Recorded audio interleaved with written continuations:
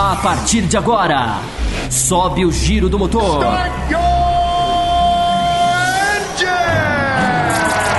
Está começando Café com Velocidade. Opinião e debate sobre o melhor do esporte a motor. Apresentação: Bárbara Franzin, Thiago Raposo, Thiago Rosa e Fábio Campos. Café com Velocidade, o seu podcast semanal de automobilismo. Café com Velocidade.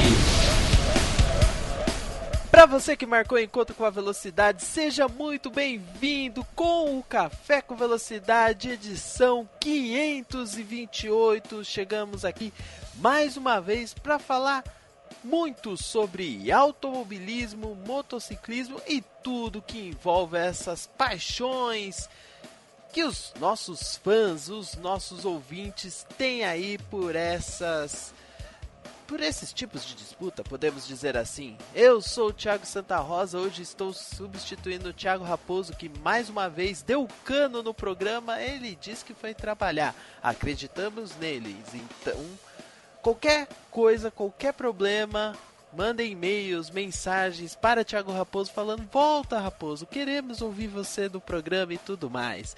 Brincadeiras à parte, eu estou aqui com um time de craques e especialistas também. Antes de mais nada, se me permitirem os membros fixos, vou apresentar aqui ele, o nosso convidado especial, substituindo Thiago Raposo, Ricardo Banniman, parceiro aí de corridas, de kart, de também podcasts, de muita coisa. Seja muito bem-vindo, você que também é apoiador do Café com Velocidade. E aí, expectativa boa de participar desse programa da edição 528? Cara, muita expectativa, cara. Boa noite aí, bom dia, boa tarde para você, Thiagão, Diogo e Fábio também. Puxa, obrigado pelo convite. Obrigado pelo especialista, né? Na verdade, eu sou um grande pitaqueiro, um grande pesquisador de Google, mas eu espero que eu consiga acrescentar alguma coisa aí na discussão da gente, que hoje o papo dá muito pano para manga, né? A gente tá prevendo o que pode acontecer aí no futuro. Eu acho que o programa tá imperdível hoje e se eu fosse você, eu escutaria até o final. Por sinal, o Ricardo Banniman vai ter um papel fundamental aí nas discussões. Nós preparamos algumas coisinhas aí nos bastidores, então ele vai estar bem ativo, principalmente no bloco da Fórmula 1. Não é isso, Diogo Gomes? Seja muito bem-vindo ao Café com Velocidade. Você vai falar um pouquinho sobre MotoGP, sobre o que foi Marc Marques, vamos dizer, surpreendente Marc Marques, Diogo Gomes? Aquele que consegue mudar de moto como muda a história do campeonato? Seja muito bem-vindo. Essa frase é muito bonita, Rosa. Muito, muito bem colocada. Grande Thiago Santa Rosa. É um prazer sempre falar com você, para todo o público do Café com Velocidade. Claro, com os amigos aqui da bancada.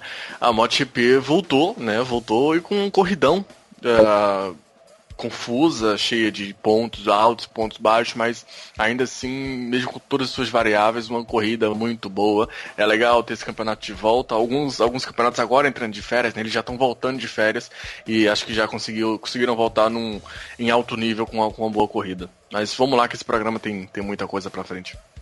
E também vai ter Stock Car nesse programa, sendo mencionado de cabo a rabo, com todos os detalhes. E para falar um pouquinho sobre a Stock Car, já que Diogo Gomes já mencionou que a MotoGP foi confusa, vou passar para ele, Fábio Campos, dar o seu cumprimento e falar: teve muita confusão da Stock Car, ô Fábio Campos? Bom dia, boa tarde, boa noite para você, seja muito bem-vindo ao Café com Velocidade. Olá para você, Thiago Rosa, olá para o nosso convidado, Ricardo Banniman e Diogo Gomes. Mais uma vez o ouvinte faz na cartelinha de frequência dele a marcação, né, da frequência. Eu espero que o ouvinte mais uma vez esteja muito atento para cobrar e exigir dos seus representantes aqui nesse programa. E ele mais uma vez saúda, tenho certeza disso, os que estão aqui presentes. Sobre a Stock Car, o meu caro Thiago Santa Rosa, confusa 50%. Né? Já que a Stock Car tem 2 provas de 40 minutos, a gente pode dizer que a Stock Car teve uma prova confusa e a outra não, ou seja, 50% confusa ou não. Mas muita coisa que a gente tem de analisar, da novidade da Stock Car, das coisas positivas e das negativas do final de semana, eu tenho certeza que o ouvinte vai poder degustar lá no bloco da Stock Car. Mas o que eu convido o ouvinte, claro, o ouvinte que já clicou, já leu aí o enunciado, já sabe que nós vamos tratar de um tema muito importante agora, que é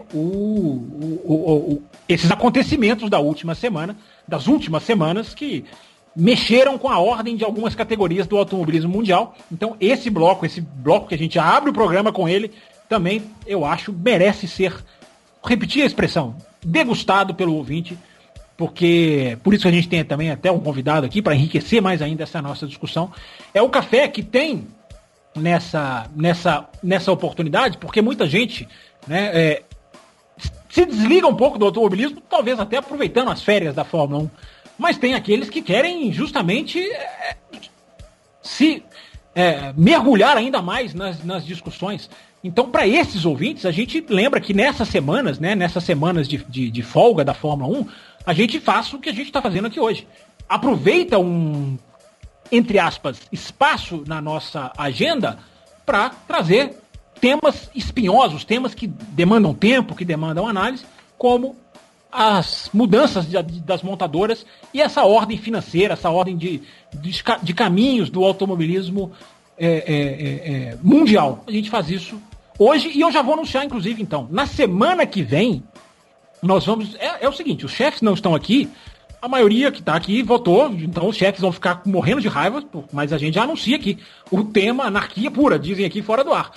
O tema da próxima semana a gente vai discutir uma ideia que não é minha, inclusive nem do Diogo Gomes, nem do Rosa, nem do Banniman. É do ausente da edição, inclusive.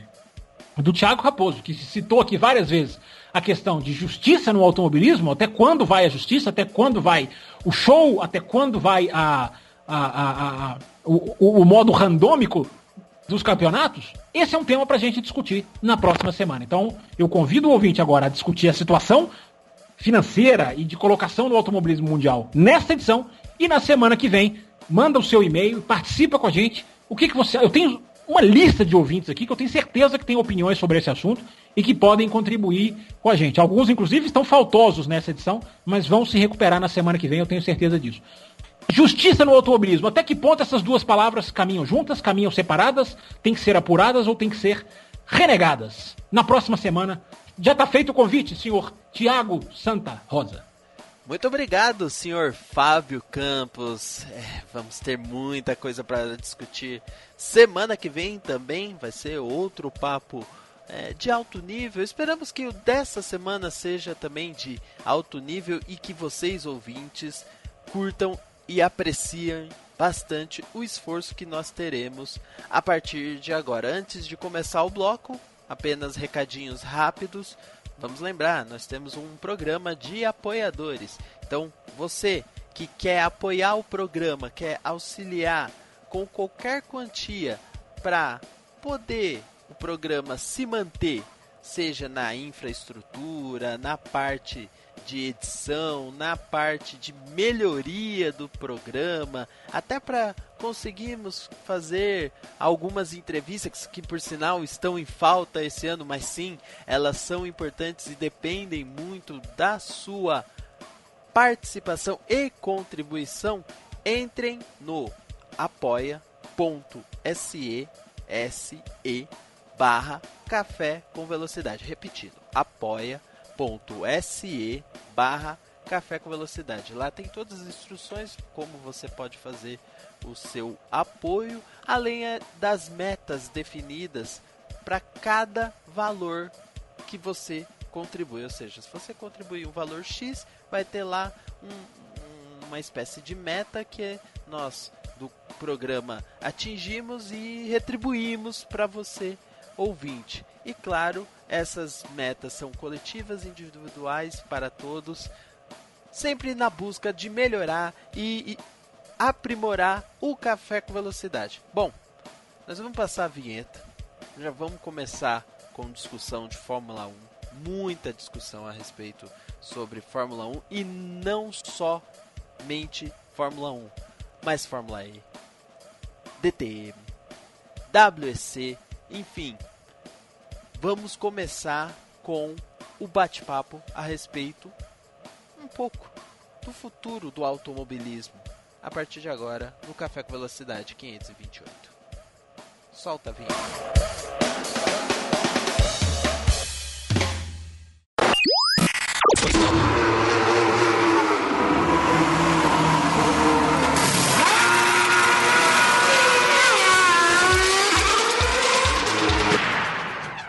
Bom, então vamos começar esse bloco, um bloco aí proposto, e particularmente eu fico muito feliz de ter proposto essa ideia de discutir um pouco o automobilismo em si, por conta das notícias das últimas semanas. Eu queria, até se me permitirem, Fábio e Diogo, introduzir o Ricardo Banniman na conversa, para ele começar a falar e a gente começar a guiar um pouco as nossas conversas. A gente tem os comentários dos nossos queridos ouvintes. Aliás, só fica uma crítica aqui, porque eles focaram tanto nessa conversa a respeito do futuro do automobilismo que esqueceram das, vamos dizer, das competições atuais. Tanto o MotoGP quanto o Stock Car ficaram sem comentários dos ouvintes, mas estamos imensamente felizes pelos comentários nesse bloco. Então, queria passar para o Banniman para que ele fale um pouco. Banniman, você viu as últimas notícias a respeito de saídas de importantes montadoras de alguns campeonatos, entrada em outro, que foi principalmente a Fórmula E. Há movimentos crescente em torno de uma nova mudança de motores na Fórmula 1 que também envolve investimento dessas mesmas montadoras e de algumas pessoas relacionadas a esses mundos. Hoje, como é que você está vendo essa questão do automobilismo mundial? Você acha que é um ponto de transformação ou é um ponto realmente de mudança completa de paradigma, talvez até partindo para o fim de um possível automobilismo como é visto hoje? Olha, Rosa, eu acho que nós realmente estamos num ponto de transformação já há alguns anos, né? Historicamente falando, o que o mundo evoluiu nas últimas 3, 4 décadas, ele não evoluiu um século antes. Ou seja, isso ia chegar no automobilismo também. Se não me engano, no programa passado ou retrasado, vocês estavam comentando sobre a tecnologia embarcada no automobilismo e o quanto isso pode ser nocivo ou não para o esporte, né? O quanto de auxílio que o piloto precisa para poder guiar um carro de Fórmula, por exemplo, quais são os cuidados que é necessário ter, cuidados esses que muitas vezes são um fator de muita discussão, porque a gente não sabe se isso pode descaracterizar uma categoria ou outra. Eu acho que, assim, a grosso modo, são males que são necessários para a sobrevivência de determinadas categorias ou do esporte a motor em si.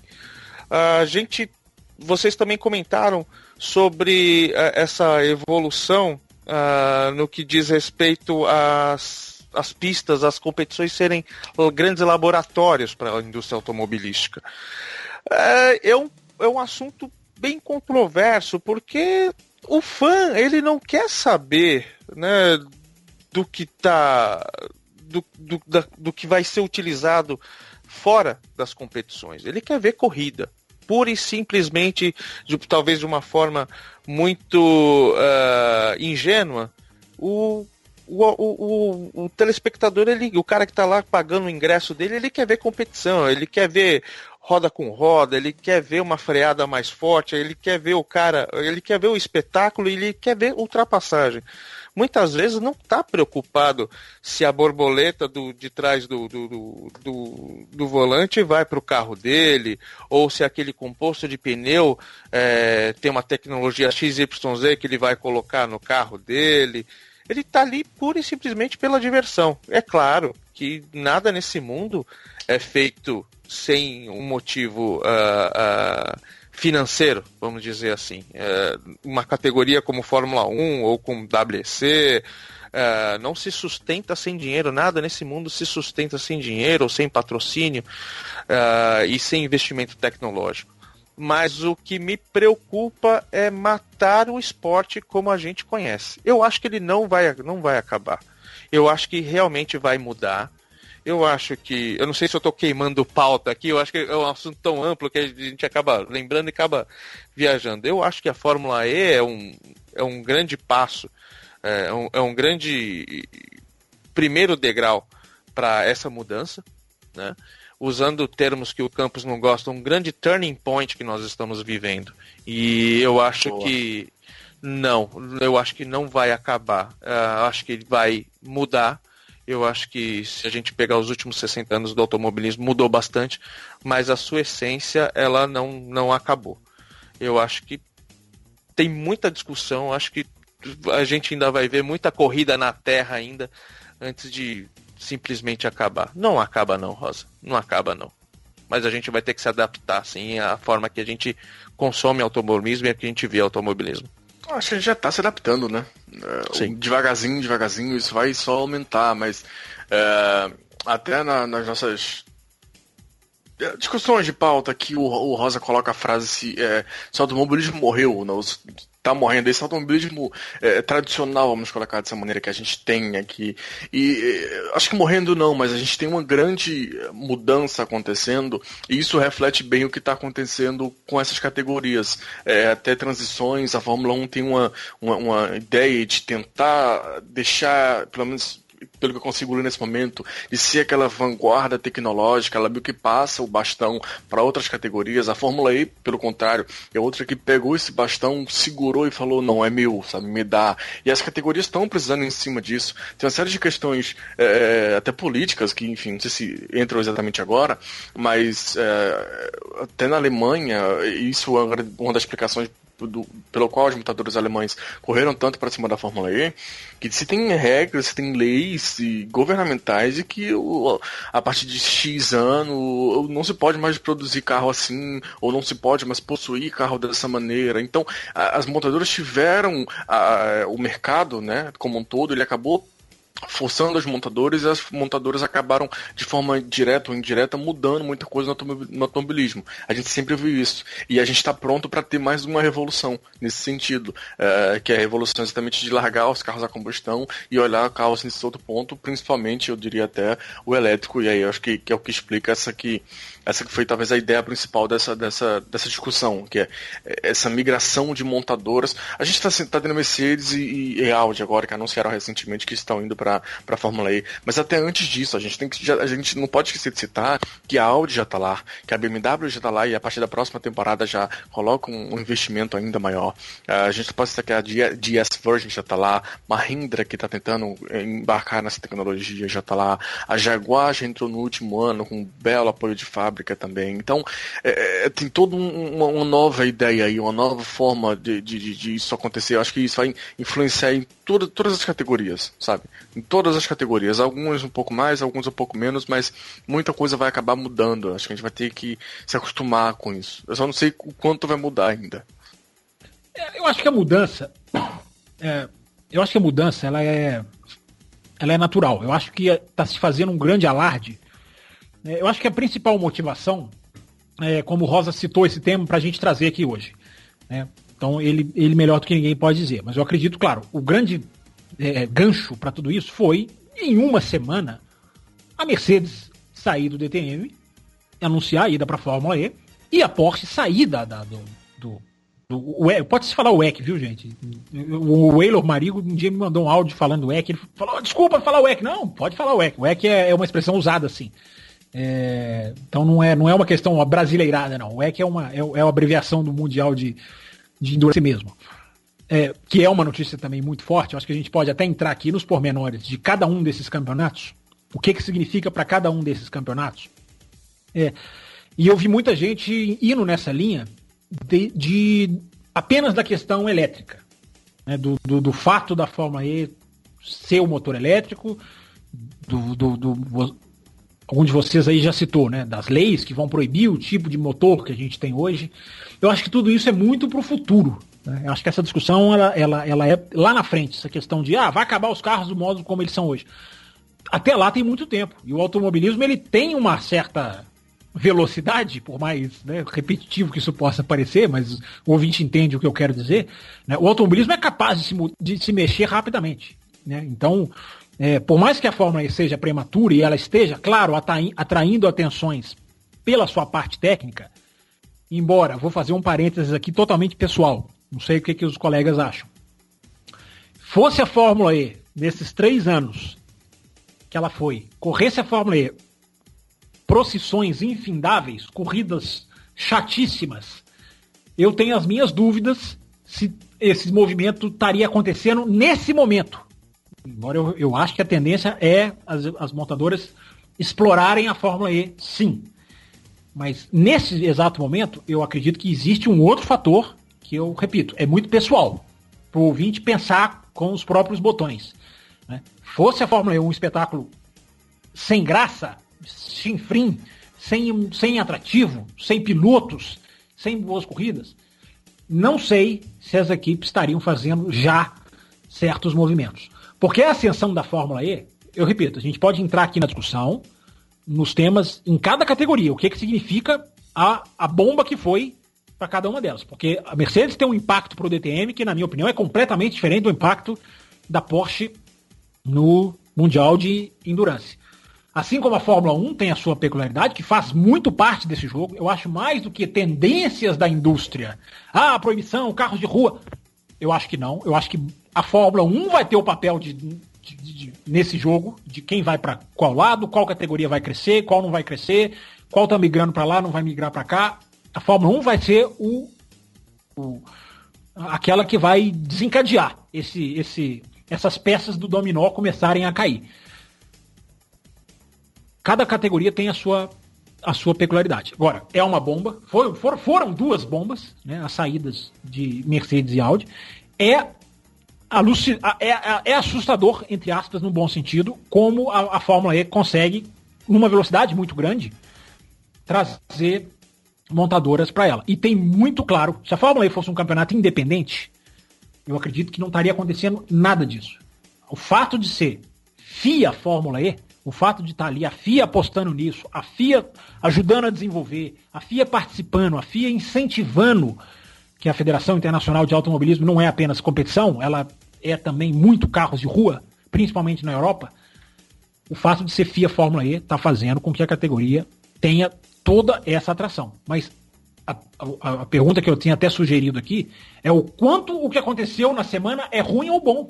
Porque eu acho que pouca gente se pôs a refletir sobre isso, né? O quanto é ruim a Mercedes sair da DTM e ir para a Fórmula E, ou eu digo para o automobilismo em geral. É claro que é bom para uma e é ruim para outra, é evidente, essa conclusão é óbvia. Mas para o automobilismo em geral, o quanto que é bom ou o quanto que é ruim, é uma discussão para a gente ter, para a gente pensar. Eu acho que está no cerne da questão, Fábio Campos e demais membros. O cerne da questão é o envolvimento das montadoras alemãs, e até eu já vinha dizendo isso há algum tempo, né, a respeito de como essa movimentação está intrinsecamente ligada à questão da legislação. Por mais que você acredita, Campos, e eu até entendo o porquê, mas a legislação em si faz uma diferença bem grande nessa visualização do quão é importante o carro elétrico. Mas não é só isso, e você está com toda a razão. E não é só isso, porque nesse caminho a gente tem 2 campeonatos, e aí eu quero ouvir vocês, que estão com caminhos completamente diferentes. É o WEC, ou WEC, que estava em franco desenvolvimento e de repente levou um golpe muito duro. A categoria a LMP1, praticamente do jeito que nós conhecemos, acabou. E aí a gente pode entrar em detalhes também. E o DTM, que era completamente diferente. Era uma categoria que já tem um tempo, já tem uma história, vinha num crescimento e vinha numa tentativa de recuperação e de repente sofreu um baque que talvez não volte mais. Diogo Gomes, você que falou a palavra, que pediu a palavra, pode, por favor, mencionar alguma coisa a respeito? Essa discussão é boa, hein? Vamos lá. Eu até pedi a palavra mais no ponto de analisar essa questão do WEC. Quando você falou do WEC que me chamou mais atenção. Por quê? Porque o WEC, ele e o DTM também, pronto, até serve para as duas. Elas se colocaram na posição de dependência das montadoras, que é algo assustador. Completamente assustador. Porque, por exemplo, eu sei que eu até existem diversas discordâncias, mas eu sou apaixonado pelo MP2 do WEC. Eu acho que é o típico campeonato de equipes. Você só tem equipes privadas com equipamentos prontos, mas que as equipes conseguem fazer uma diferença em cima daquele equipamento. Existe uma iniciativa por parte de construtores, diferentes empresas, existe um apoio por parte do campeonato em fazer esse pessoal funcionar. O custo para esse pessoal é muito curto, né? E aí você tem essa base e você tem a LMP1, que basicamente é uma categoria em que é baseada em cima de montadoras. As equipes, como a Rebellion alguns anos atrás, hoje em dia até tinha uma outra equipe, não recordo, uma equipe que está num segundo nível da LMP2, que são equipes privadas, não conseguem chegar nem próximo das montadoras. A equipe do Colin Coles, né? Isso. Do Colin Coles, que foi a Lotus, né? Se vestiu de Lotus, né? Exatamente. E por razões óbvias não consegue chegar e nunca vão chegar. Mas o meu ponto são campeonatos que no cerne mesmo, eles são muito dependentes das montadoras e agora eles vão ser, o WC principalmente, o DTM eu vou falar uma parte, eles se colocam na posição em que ele vai ter que deixar de ser tão dependente assim dessas montadoras, porque para 2018 a gente já tem a SMP chegando, a gente já tem a Gineta, se não me engano, está chegando, apesar de ser uma montadora, mas é uma montadora de um porte menor, chega mais como uma produtora de um chassi que vai vender para outras equipes, do que como uma equipe que vai estabelecer suas marcas de fato. Vai virar basicamente uma LMP2 um pouco reforçada, em termos de velocidade, esse tipo de coisa. E eu até gosto dessa ideia. Se livrar dessa dependência das montadoras é algo que me agrada. Agora, o campeonato, acho que até em questão financeira, deve perder muito em cima disso. Deve perder bastante. Isso é algo que, nesse sentido, né, acaba preocupando. Mas eu não acho que é o fim do mundo. Do WC, pelo menos, não. Essas categorias vão ter que trabalhar agora, né? Elas estão numa situação em que ou elas fazem uma jogada, ou elas fazem movimentos assertivos, podemos dizer assim, para usar um termo bem de diretorias, dos boards das empresas, né? Elas estão no momento de uma encruzilhada, né? E eu concordo com isso que você falou, o Diogo, e agora eu queria até trazer essa discussão para a Fórmula 1, que é uma discussão que a gente tem aqui. Eu, desde que entrei nesse programa em 2012, se eu não me engano, eu chatei os meus colegas com essa discussão. Faz tempo, da Fórmula 1. Faz tempo, né? Eu sou chato em quase uma década. Em meia década. Daqui a pouco vai fazer uma década de chatura. Que é a Fórmula 1 das montadoras, que é a questão das montadoras na Fórmula 1.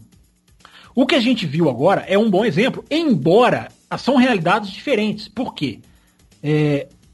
Eu concordo com o que o Diogo falou. Essas categorias elas ficaram na mão dessas montadoras. Mas elas não tinham outra escolha, praticamente, né? A Fórmula 1 sempre teve uma escolha. Porque a Fórmula 1, ela se sustenta. Ela se sustentaria, se ela quisesse, como a Fórmula 1. Com um equipamento técnico mais forte ou mais fraco, ela se sustentaria. Com certeza ela se sustentaria. Ela poderia não ser a vanguarda que ela é hoje, que a gente já discutiu aqui também, uma discussão legal do quanto essa tecnologia vale, do quanto ela é aproveitável. Isso já está na mesa do Ross Brown, a gente pode dizer isso. Isso é uma das coisas que é assumidamente falada pela Liberty Media, não é nem opinião, é informação, né, de que até que ponto utilidade tecnológica e esporte tem que ser o contrapeso. Para a DTM e pro WEC, eles precisavam das montadoras para viver, para seguir.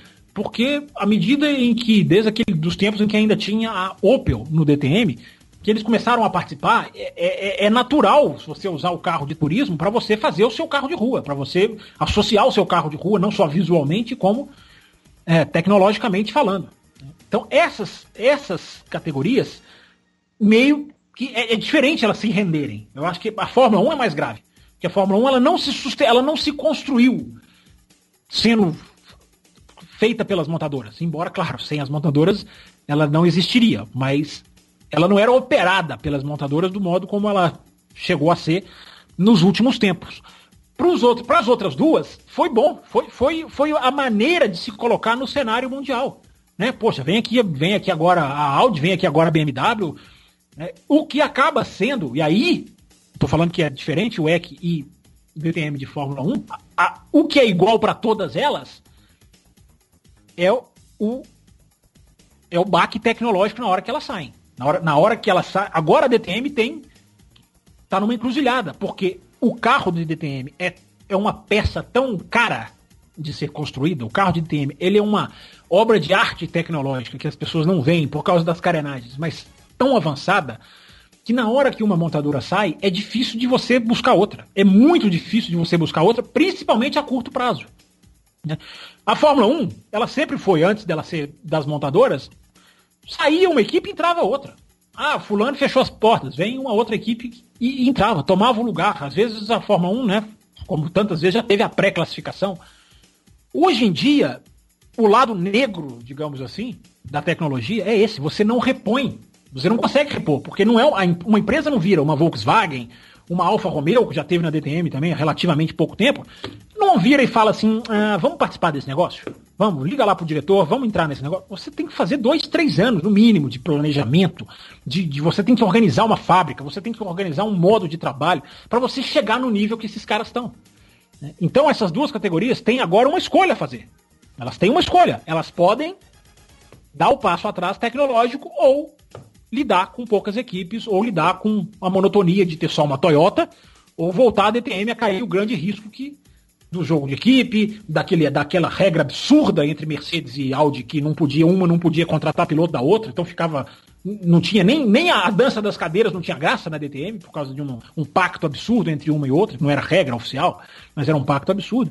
Então, Diogo Gomes, essas categorias, elas se veem agora numa situação que, eu repito, é até compreensível elas terem chegado, DTM e WEC, porque elas usaram as montadoras para entrar no cenário mundial.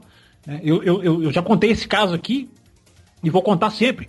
Eu passei a assistir o WEC porque eu estava andando, né, eu estava na cidade de Paris e estava andando e vi um carro do WEC exposto numa loja da Toyota. E eu nunca tinha visto aquele carro de perto. E fiquei apaixonado por aquele carro. E voltei alguns dias depois e falei, vou assistir esse campeonato. Não posso deixar de assistir. O campeonato me conquistou ali. Então essas categorias se usaram muito das montadoras para aparecer, elas precisavam, elas não apareceriam, seriam categorias menores. Agora, se seria ruim elas serem categorias menores, ou se será agora, é uma pergunta que elas têm que se fazer. Não, eu concordo. Um ponto que eu penso muito, melhor dizendo, é que eu creio que o WEC consegue viver sem as montadoras. Se a Toyota sai amanhã, ok, já tá feita a bagunça. Eu acho que ela consegue viver sem as montadoras. Será? Mas ela não tem perspectiva de sair, né, Diogo? Talvez seja pior ficar com ela. Porque se a gente... Sim. Como que vai ser a Toyota? Vai ser 2 carros apenas? Ela vai abrir 3? Como é que vai ser o funcionamento do WEC? Né, não, e mesmo que seja... Fora que é um campeonato... Fora que é um campeonato menos estruturado, vamos dizer assim. É mais novo e menos estruturado no sentido... Tem menos história até relacionado a ele. Em compensação, né, Gomes, para você emendar o seu comentário aí, nós te interrompemos. A P2 está ali para ser utilizada. A P2 ser transformada na categoria principal é a discussão mercadológica, financeira também, que é a discussão agora se é viável ou não, não é, Diogo? Sim, exatamente. E a ideia que eles estão trazendo para 2018 das equipes de P1 são basicamente, como eu falei, P2 um pouco mais turbinados. São P2 que tem um ponto ali, tem a sua velocidade e tudo mais, mas não tem toda aquela parte híbrida, aquele negócio cara R, muito mais. Então, eu consigo ver o WC seguindo sendo um campeonato de equipes. Isso nos protótipos P1 e P2, tá? Deixando os GTs de lado. Mas aí limitação, então haverá uma limitação técnica forte. Sim. Isso aí pra mim é algo inevitável. As montadoras, uma equipe não sendo montadoras e montadoras grandes, elas não conseguem manter aquele nível de financeiro de gastos. Eu acho que é algo assim, para uma equipe, eu não vou dizer impossível, porque o que tem de investimento é nosso absurdo, mas eu acho que é algo completamente inviável. Já tiveram equipes tentando e não chegaram nem perto de conseguir, então algo chegam a gastar, a Toyota já chegaram a gastar quase meio bilhão de euros por ano. Isso é uma coisa... Exato. É uma coisa, não existe. É a escolha que eu sempre falo aqui, gente. A tecnologia contra o esporte. Uma hora a conta chega. Exatamente. E essa conta chegou bastante. Tanto é que essa categoria, essa nova, entre aspas, LMP1 que eu tô falando, isso já vinha sendo criado desde antes desse anúncio, bem antes desse anúncio. Exatamente porque você tinha 6 carros na LMP1 brigando, e eles queriam estender isso. Então eles estavam criando um espaço de LMP1B. Para tentar aumentar aquele grid, talvez agora vire a LMP1 principal, né? Vamos ver como a Toyota vai se posicionar com relação a isso aí. A disparidade era muito grande, né, Diogo? Assim, a gente muito vê grande. O que essas equipes faziam com a Rebellion, com a outra. Eu lembro até o Raposo sugeria, essas equipes têm que descer para competir. Eu até era contra. A Rebellion desceu, né? Acabou fazendo isso, acabou descendo. É uma disparidade tecnológica tão forte, o Banniman e Diogo e Rosa. Se não se bater nisso em termos de regulamento, vai resolver. Porque se você criar uma LP1B, mas que seja anos-luz à frente da LP2 mais sofisticada, enfim, não sei qual vai ser o nome. Mas se uma for anos-luz da outra, não vai resolver o problema. Agora, a Toyota vai embarcar nessa, um carro quase artesanal, né? Se for essa a solução. Responde, Diogo Gomes. Quero saber se você consegue responder essa pergunta, que é a pergunta de $1 milhão. Não, eu realmente acho que não. Até por todo o investimento que já foi feito. Eu vejo a Toyota numa encruzilhada em que não dá para ela continuar, porque se ela continuar ela vai brigar sozinha contra ela e o outro carro dela. E dar um passo atrás nesse ponto tecnológico eu acho bem complicado nesse momento. Até porque se fizer isso vai ser a única montadora que vai permanecer. E aí vai naturalmente ter uma obrigação enorme de ir pra frente. Mas eu chamei tudo isso... eu vou até guardar meu comentário. Se quiserem comentar continuar sobre o WC, eu não chego ao WC pra se render tanto. Eu ia falar sobre o DTM, mas eu falo depois. Eu tenho medo que o DTM possa acabar, pra você ter uma noção mas depois a gente comenta. O meu comentário é mais generalista do que só do WEC, enfim, ou DTM, ou Fórmula 1. Que vai ter que ser dado um passo atrás se quiserem continuar com a mesma fórmula. Eu acho que é inevitável. Agora, é cabível um passo atrás ou N passos atrás depois de tanto desenvolvimento que foi aplicado? Essa é a grande pergunta. Essa pergunta acerta a Fórmula 1, Banniman. Essa é a grande pergunta. Não tem como. Eu acredito que assim pode ser um grande golpe, um grande golpe no sentido positivo para aquelas equipes garageiras. Como vocês comentaram da Toyota, eles não vão querer se nivelar por baixo. Né? A régua deles sempre vai ser na questão de desenvolvimento, porque mercadologicamente eu acredito que não vai ser, não faça sentido uma empresa que está sempre buscando o seu desenvolvimento tecnológico entrar num campeonato simplesmente para ter ali aquela gama de recursos na mesa, num laboratório lindo e maravilhoso, e não poder aplicar no seu carro. Mas, Banniman, ela não pode usar, ela não pode entrar num esporte sem embarcar a tecnologia dela, mas usar o esporte como ferramenta de marketing? Pode. Mas aí é que tá. Será que isso é viável para todos os nichos de mercado? Eu não sei. Eu acho que sim. Eu acho que sim. Eu acho que dá pra ser. Não sei se você... talvez você discorde. É a NASCAR um pouco. A NASCAR, o quanto da NASCAR, elas estão ali fornecendo uma carenagem, que é uma bolha que entra sobre um chassi, que tem um formato parecido com o carro de rua. Ou seja, elas estão usando mais do que como ferramenta tecnológica como marketing. Estou aqui expondo a minha marca. Olha aqui, torça para a Toyota, torça pela Chevrolet, torça pela qualquer outra, Ford. Talvez esse seja o futuro do automobilismo, Obama. Continuar sendo uma ótima ferramenta de marketing. Algumas categorias vão morrer. Algumas categorias podem morrer por causa disso. Mas o esporte de ponta, eu penso na Fórmula 1, por exemplo. Eu penso demais nessa discussão na Fórmula 1. Mas, Campos... Porque, Bânima, só para terminar uma frasezinha, a Fórmula 1 não pode viver num ponto de que ela é uma dependência tão grande de grandes montadores, que se a Red Bull, que não é montadora, mas é uma das grandes, sai hoje da Fórmula 1, a Fórmula 1 fica com 16 carros. Não pode se estruturar a um ponto de você depender da existência das montadoras para você sobreviver. A porta de saída tem que ser do mesmo tamanho da porta de entrada. Entendeu? Mas o problema, Campos, que, como vocês já falaram, essa dependência foi criada há muitos anos. Sem dúvida. E agora para sair disso? Imagina o impacto de uma Ferrari. Agora, assim, a gente tem o problema da motorização, né? De ser utilizado combustíveis fósseis, enfim. Isso aí vai ter que acabar. A própria Alemanha, acho que, se não me engano, 2030, ela quer... Isso vai acabar. Isso eu acho que não vai ser um impacto. Gradualmente isso vai acontecer. Mas e pro esporte? Será que ele vai continuar sendo tão atrativo? Hoje em dia, lógico, a gente tá nesse ponto de virada. Então tem muita gente que olha pra Fórmula E hoje, lógico, engatinhando, e acha absurdo. Eu concordo com o Raposo quando ele diz que os circuitos de rua desagradam, mas aquilo ali mostra o esporte pro cidadão comum ali daquela cidade onde está acontecendo. Eu acho ainda muito estranho. Eu acho que, como você falou, vai acabar muito a categoria, mas a que preço? Que é estranho? Não, agora eu fiquei pensando aqui. Como que é estranho circuito de rua, sendo que a essência do automobilismo, o início dele foi no circuito de rua? Ainda mais a que entrega o Bânima. Uma ótima pergunta. Uma ótima pergunta. Se de repente eu tivesse nascido em 1940. Até antes. Corridas estão no ano 30, 20. Mas essa é a questão, Bânima. O automobilismo talvez seja necessário, ele seja obrigado a ser mais como ele era antigamente, do que ser o automobilismo da era moderna, da tecnologia pura. Entendeu? Eu acho que essa é a questão. As categorias elas vão chegar num ponto, eu acho que isso aí talvez seja o central dessa nossa discussão. Acabamos chegando aqui meio que sem planejamento de roteiro, acabamos chegando talvez no cerne aqui da discussão. O que essas categorias vão fazer para viver? O que elas vão representar se não tecnologia? Será que elas vão querer sobreviver ou vão querer modificar? Quem quiser, eu acho que pode se dar bem, Obama, porque, na minha opinião, é o seguinte: fosse eu um diretor de marketing dessas categorias, meu Deus, é muito simples. Elas vão ter que ter boas corridas.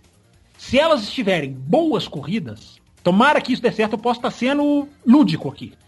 Mas se as categorias tiverem boas corridas, uma DTM, por exemplo, que concordo com o Diogo, essa corre mais risco. Não agora, não a curto prazo, talvez a médio e longo.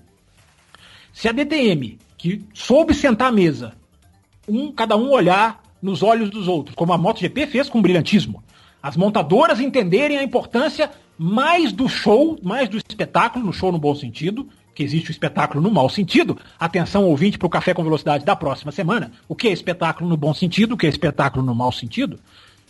Elas souberam entender que a DTM estava caminhando por um caminho gravíssimo, de perda de carros, de perda de interesse, de Hockenheim tá vazio, que é a casa da DTM, e eles sentaram na mesa, olharam uns nos olhos dos outros e falaram: o que nós vamos fazer? O quanto cada um de nós tem que ceder para que a gente não afunde com o navio e morramos todos afogados.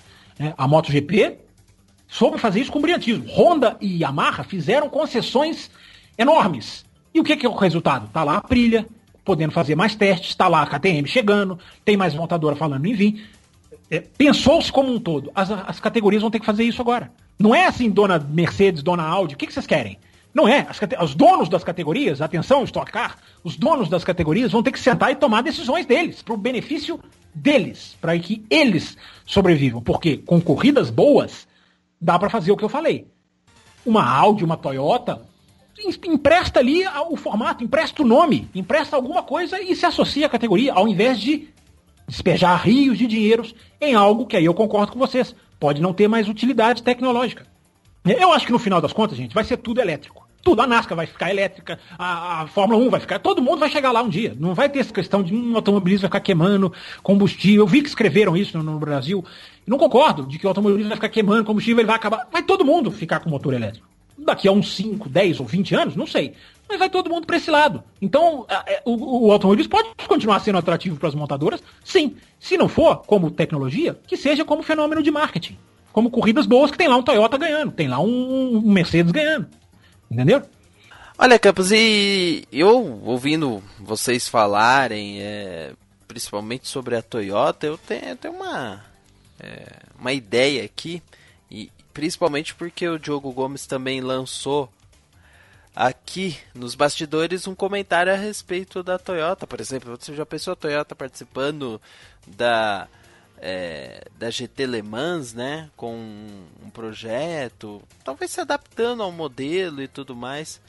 Mas aí eu penso o seguinte, se eu fosse um acionista da Toyota, uma empresa que já gastou horrores num plano de entrar na Fórmula 1, ser uma equipe de ponta, né, ser uma equipe vencedora e não conseguiu nada lá, absolutamente nada, gastando horrores. E aí de repente tem um campeonato que ainda estava no começo, o campeonato do WC, importante é falar, o campeonato em si é novo, ele é muito centrado em cima de Le Mans, mas é novo, é um campeonato que não tem nem 6 anos, tem 6 anos? Acho que 2012 foi o primeiro, Rosa, oficialmente FIA. 5 anos, então assim, é um campeonato muito recente. A disputa em si entre as montadoras está muito mais ligada ao projeto que elas têm de desenvolvimento sobre as 24 horas. O que representa as 24 horas como competição e tudo mais. O status que ela tem e tudo mais. Mas os protótipos em si, eles não sobrevivem somente como plataforma de marketing.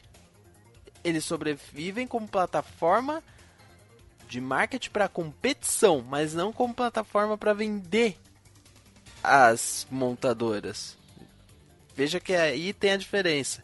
Eles fazem alguma coisa que lembra muito, em alguns pontos, o que a Índia acaba sofrendo nos Estados Unidos, por ser uma categoria que tem a prova mais importante, ou uma das provas mais importantes do mundo, para não os fãs das 24 horas ou os fãs da Fórmula 1 não se sentirem ofendidos ou menosprezados, porque aqui não é, o contexto não é a Fórmula Indy, o contexto que eu quero é pegar o do WC, é de você ter um campeonato que tem por base uma prova que seja muito mais importante que o campeonato em si.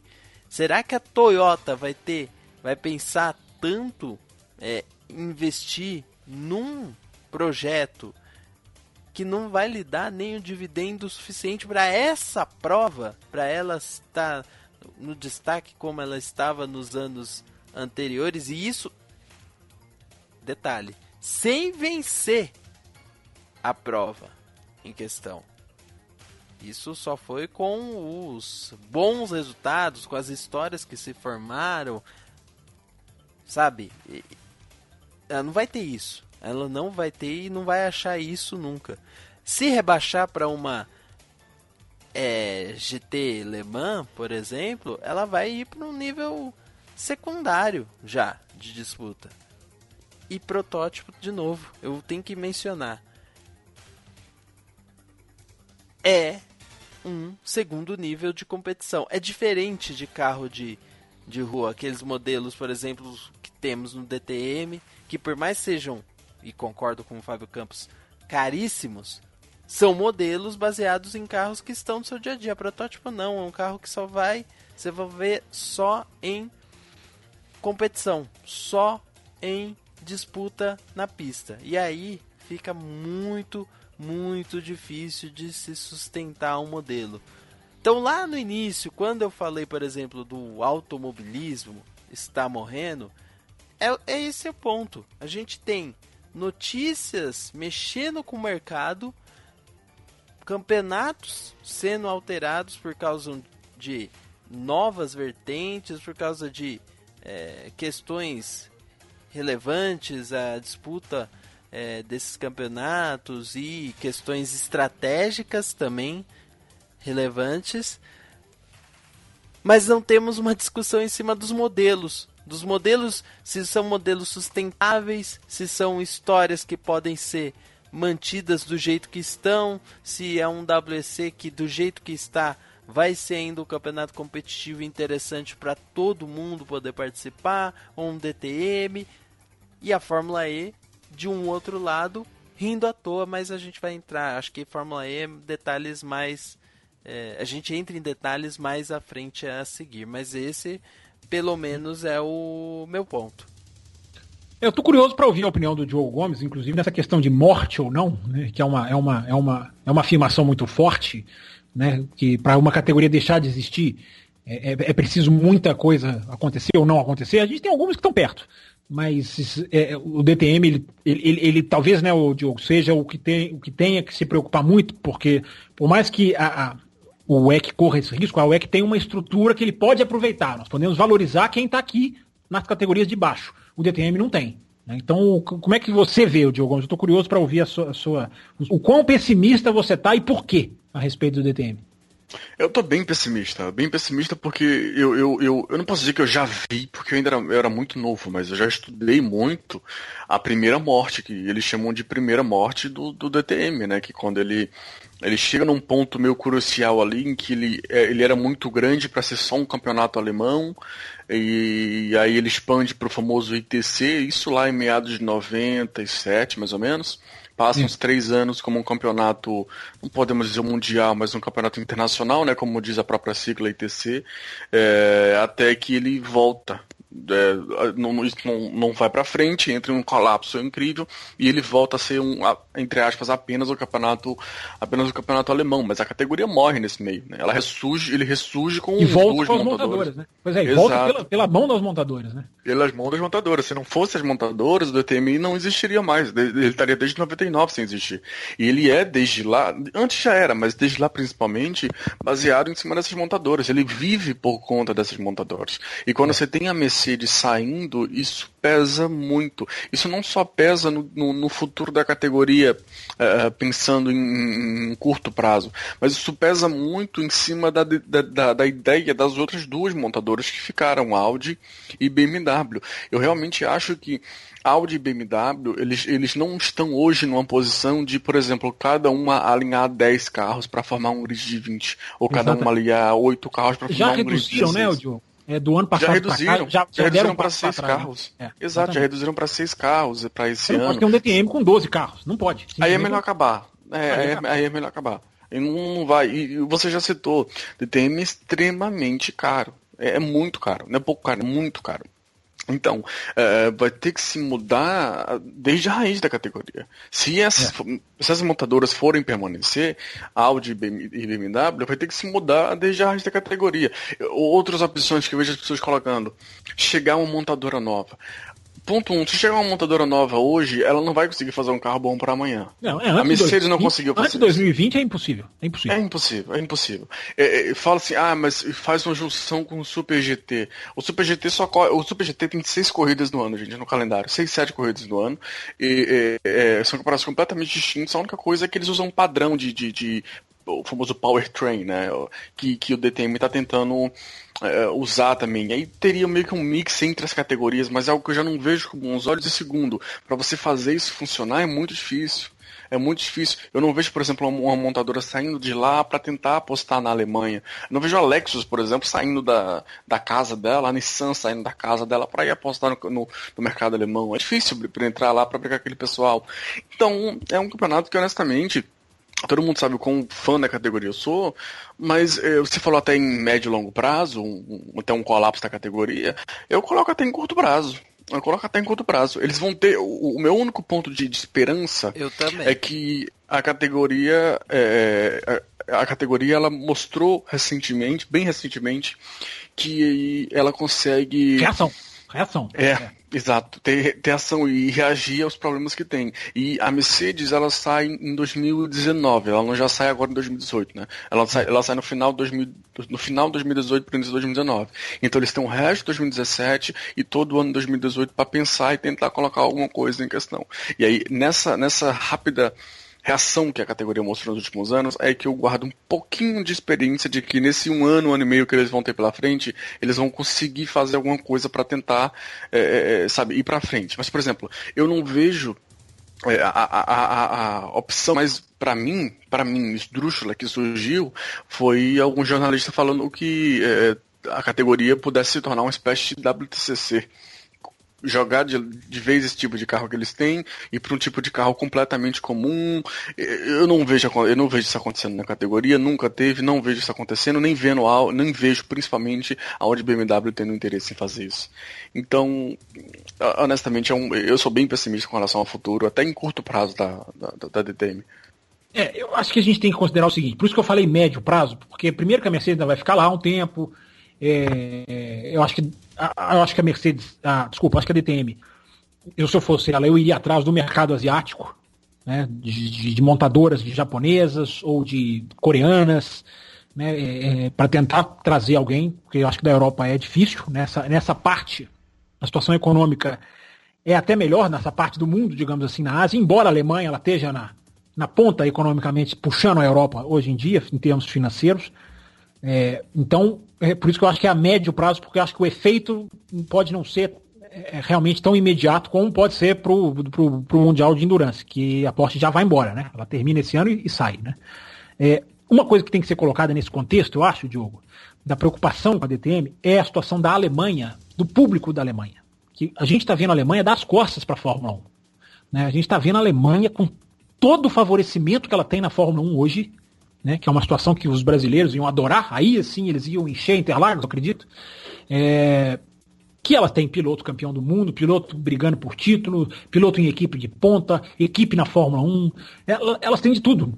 E o público alemão, ele se destaca do resto do mundo porque ele deu as costas para a Fórmula 1. Né? Ele parou, Hockenheim e Nürburgring, eles não cediam corrida de Fórmula 1 mais porque eles não têm público. É puro e simplesmente isso. É falta de público. Né? É dinheiro de ingresso que não se sustenta. Né? É um pouco quer dizer, é diferente do problema de Silverstone, que tem público, mas não consegue pagar, por causa de um contrato absurdo lá que vai aumentando 5% por ano. Eu não sei como é que alguém foi capaz de assinar isso, porque estava no desespero. Né? Damon Hill é um dos responsáveis, inclusive.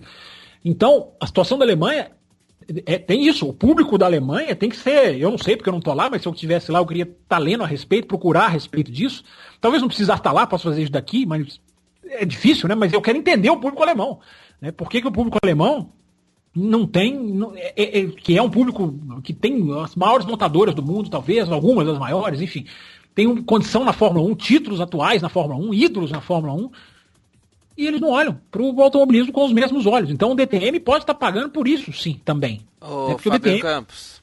Diga.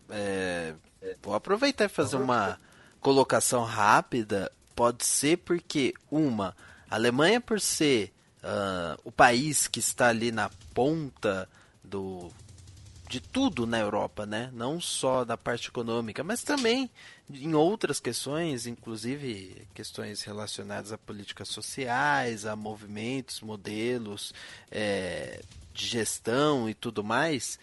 A Alemanha pode ser um retrato daquilo que muitas pessoas colocaram como um ponto de evidência dessa mudança de paradigma no automobilismo, que é a questão dos jovens não olharem mais carros como um objeto de desejo. Hoje, o jovem em geral, quando eu falo jovem, eu estou falando assim, até 20 anos de idade, ele não tem ambição de comprar um carro.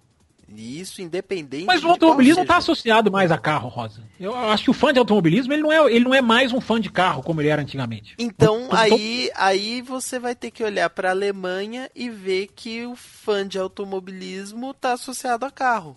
Porque se tem um lugar que fez de tudo pelo automobilismo nos últimos tempos, que as coisas aconteceram, deram certo, que tem uma indústria automobilística forte, que tem um campeonato que por si só seria forte o suficiente para se manter independente. E aqui eu não estou discutindo a questão esportiva, estou só discutindo o posicionamento. E mesmo assim as coisas mudaram, então é possível e é plausível levar para esse lado. Pensar que essa mudança de pensamento aos poucos também está afugentando aquele que gostava de ir no autódromo para ver carro. Não para ver automobilismo em si, a disputa, mas para ver carro, para curtir os carros em movimento. A gente recebeu, por exemplo, um e-mail que está até fora de contexto dentro dessa discussão, mas que foi a respeito de algum outro tópico de Fórmula 1, tudo, que a pessoa fala que, mas na verdade foi de Fórmula E. Mas esses carros são muito lentos. Assim, lento por si só não é a questão, mas coloca-se isso como se fosse realmente o ponto principal. Eu sempre falei que carros de Fórmula terem que ser rápidos, mas não que tem que ser os mais rápidos. E aí nesse ponto esbarra um pouco no que está acontecendo hoje no automobilismo como um todo. Como esse público de pessoas que não gostam ou que não são tão aficionados por automobilismo veem os carros de uma maneira diferente, eles se afastam de um lugar, vamos dizer assim, que era propício para eles ver esses carros. Ninguém tem mais o sonho de ver um Mercedes esportivo assim. Não tem. Acho que é aí que talvez eu coloco isso como um fator também. Pensar que pelos outros lados não teria uma explicação lógica, uma justificativa lógica. Tem que são as corridas ruins. Né? Ele abandonou a Fórmula 1, que não tem nada a ver com carro de rua. E ele abandonou primeiro a Fórmula 1. Mas enfim, o Bannerman pediu a palavra, deixa eu passar para ele. Você primeiro, Bannerman. Eu concordo um pouco aí com o que o Rosa falou, na questão dessa ligação do fã, da pessoa, do cidadão comum, em querer ter aquele objeto, nem que seja por algum motivo, sei lá, emocional, ou simplesmente pela adrenalina, ou de repente a pessoa tem a condição mesmo de obter aquele produto e ele vai em busca daquele produto, seja no autódromo, seja numa feira de carros. Eu acho que é por aí que começa um pouco da paixão do negócio. Eu não acho que é a causa, né, principal aí do povo alemão estar virando as costas para a Fórmula 1, por exemplo. Né? E nem é mas é uma diminuição. Há uma diminuição exatamente pela falta de interesse até da própria mas, ô Bannerman, isso é um fenômeno. Você está colocando isso como um fenômeno da sociedade como um todo. Né? Sim. Assim, é um fenômeno atual, da juventude atual. Né? Mas por que o público, então, só está secando na Alemanha? Né? A gente tem que perguntar por que a Inglaterra está lotada, a França está voltando para a Fórmula 1, a Áustria não tem problema de público, só o público da Alemanha que não gosta de carro mais. Por isso que eu acho é muito específico do esporte. Eu não acho que vai para o carro de rua essa falta de comparecimento, entendeu? Então, mas eu não acho que é o público que está virando as costas, né? Que a gente sabe que existe uma diminuição por conta, você mesmo falou da questão aí na Inglaterra, esse acordo absurdo aí de 5% ao mês, né? E o público continua ao ano, né? E o público continua indo. Agora, na Alemanha... Não, mas só para deixar claro, o aumento é na taxa que a pista paga a Fórmula 1. Esse aumento não é refletido no ingresso. Por isso que eles estão falando que eles não vão cumprir o próximo contrato. Porque eles falam, nós não podemos passar esses 5% para o ingresso, porque já é caríssimo. E eu posso falar por experiência própria. É o ingresso mais caro que eu já paguei para ir em uma corrida de Fórmula 1 na minha vida. É muito caro. Então eles não passam esse preço para o ingresso, entendeu? Eles pagam para a Fórmula 1, entendeu? Entendi. Mas mesmo assim, Campos, eu acho que tem uma certa ligação, sim, concordo contigo que você tem os dados aí da Inglaterra, por exemplo, onde não se perde. A gente teve aí o último GP aí na Inglaterra, que foi um sucesso de de público, né? Enquanto na Alemanha não se tem essa procura. Mas será que são povos diferentes, sim? Será que eles não estão preocupados com outras coisas além do automobilismo? Se for por questão política, sem sombra de dúvida.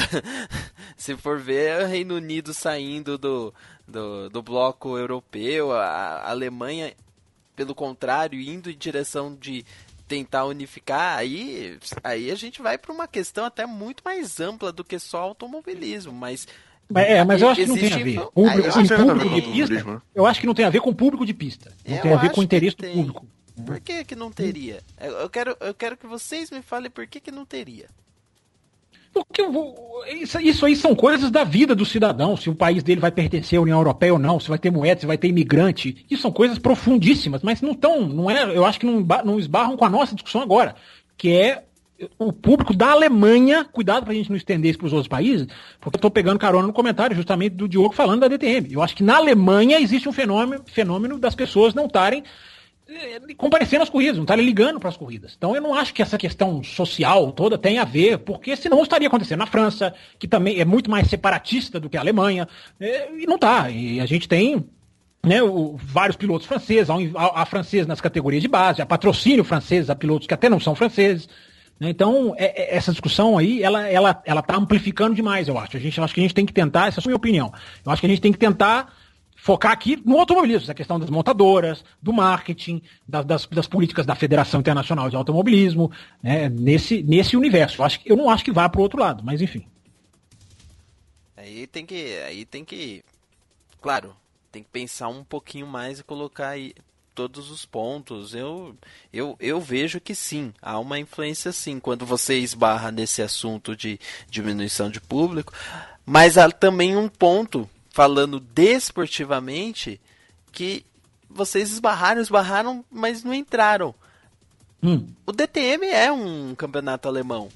O DTM é um campeonato, talvez o único campeonato forte como um todo, que ele é de um país, mas representativo internacionalmente. Explico.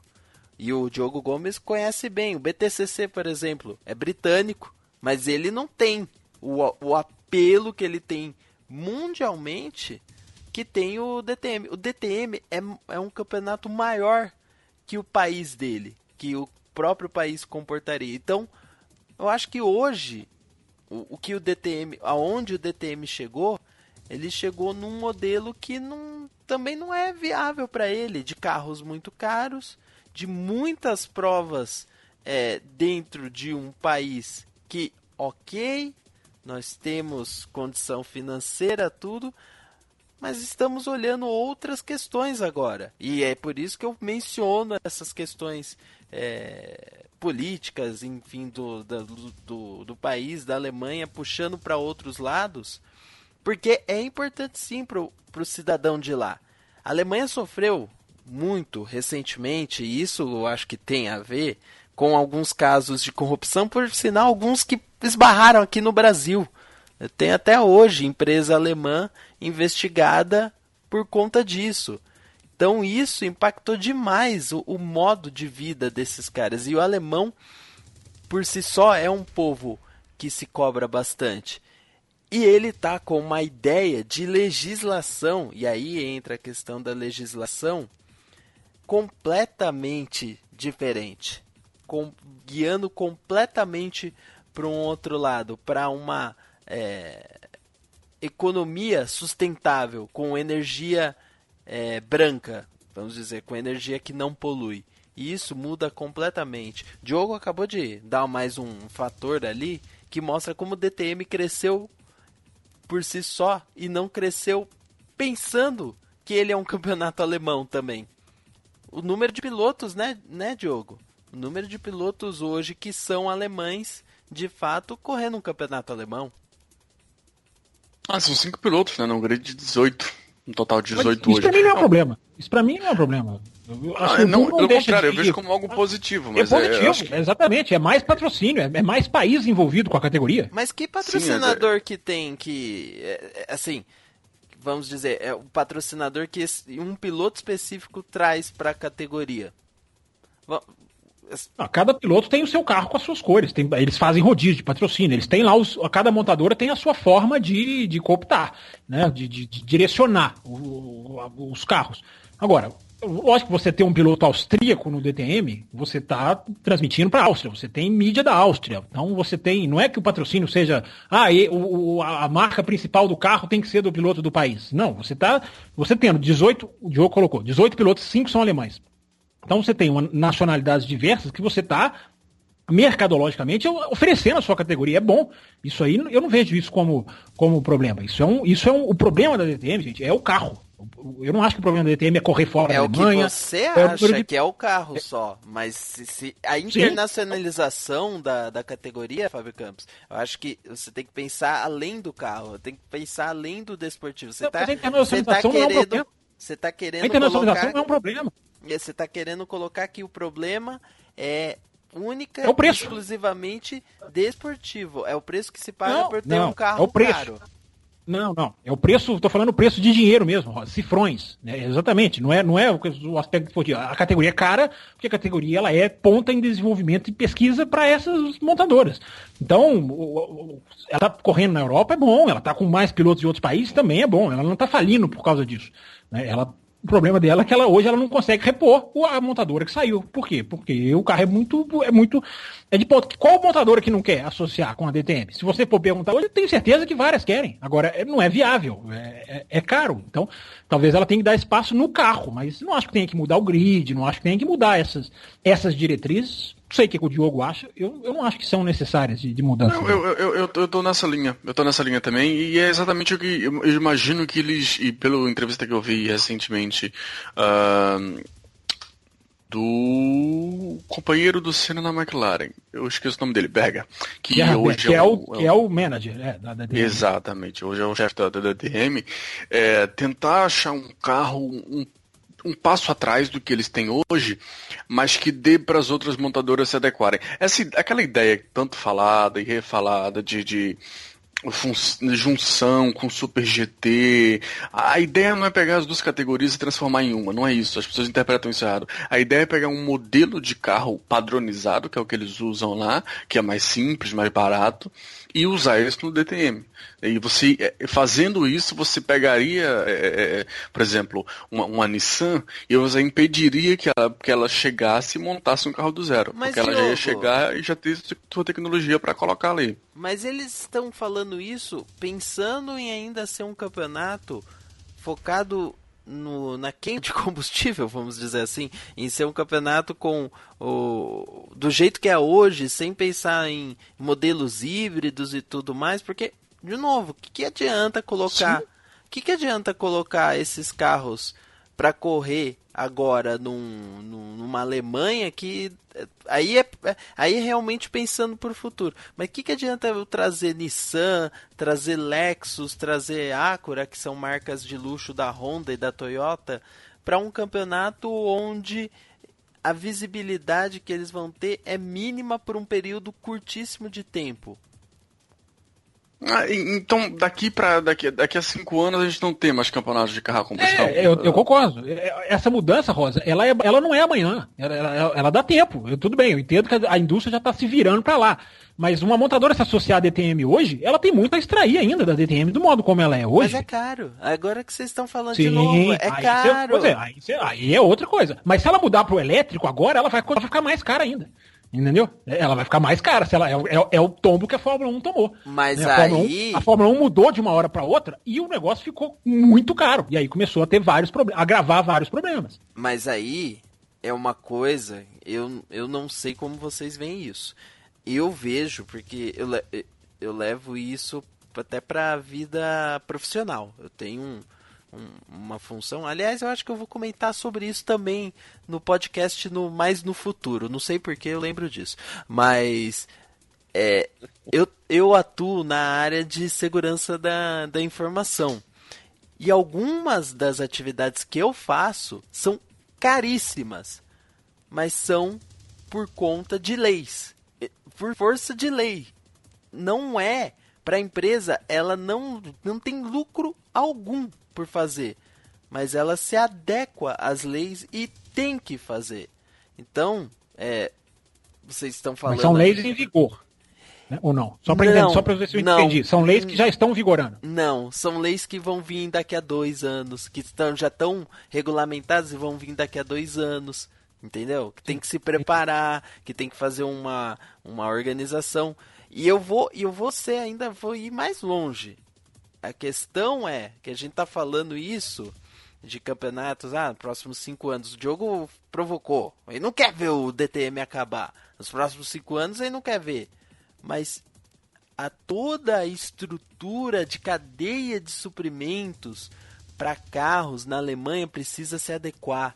Às vezes não é nem questão de 5, são 10, são 15 anos mesmo para se adequar a essa nova forma. E aonde que estão essas peças? Estão na Alemanha? Provavelmente não, vão estar pelo mundo. Então a mudança que vai ter lá pode ser tão mais profunda que a gente esteja falando de automobilismo local. E por isso, de novo, eu falo de internacionalização, do gigantismo, do DTM. O DTM, para mim, é o melhor exemplo de toda essa conversa que a gente está tendo, porque envolve muito mais coisa. Então, se mudar essa cadeia de suprimento, mudar tudo, às vezes, e aí eu não tenho os dados certinho, mas às vezes pode ser interessante até para eles mudarem o foco.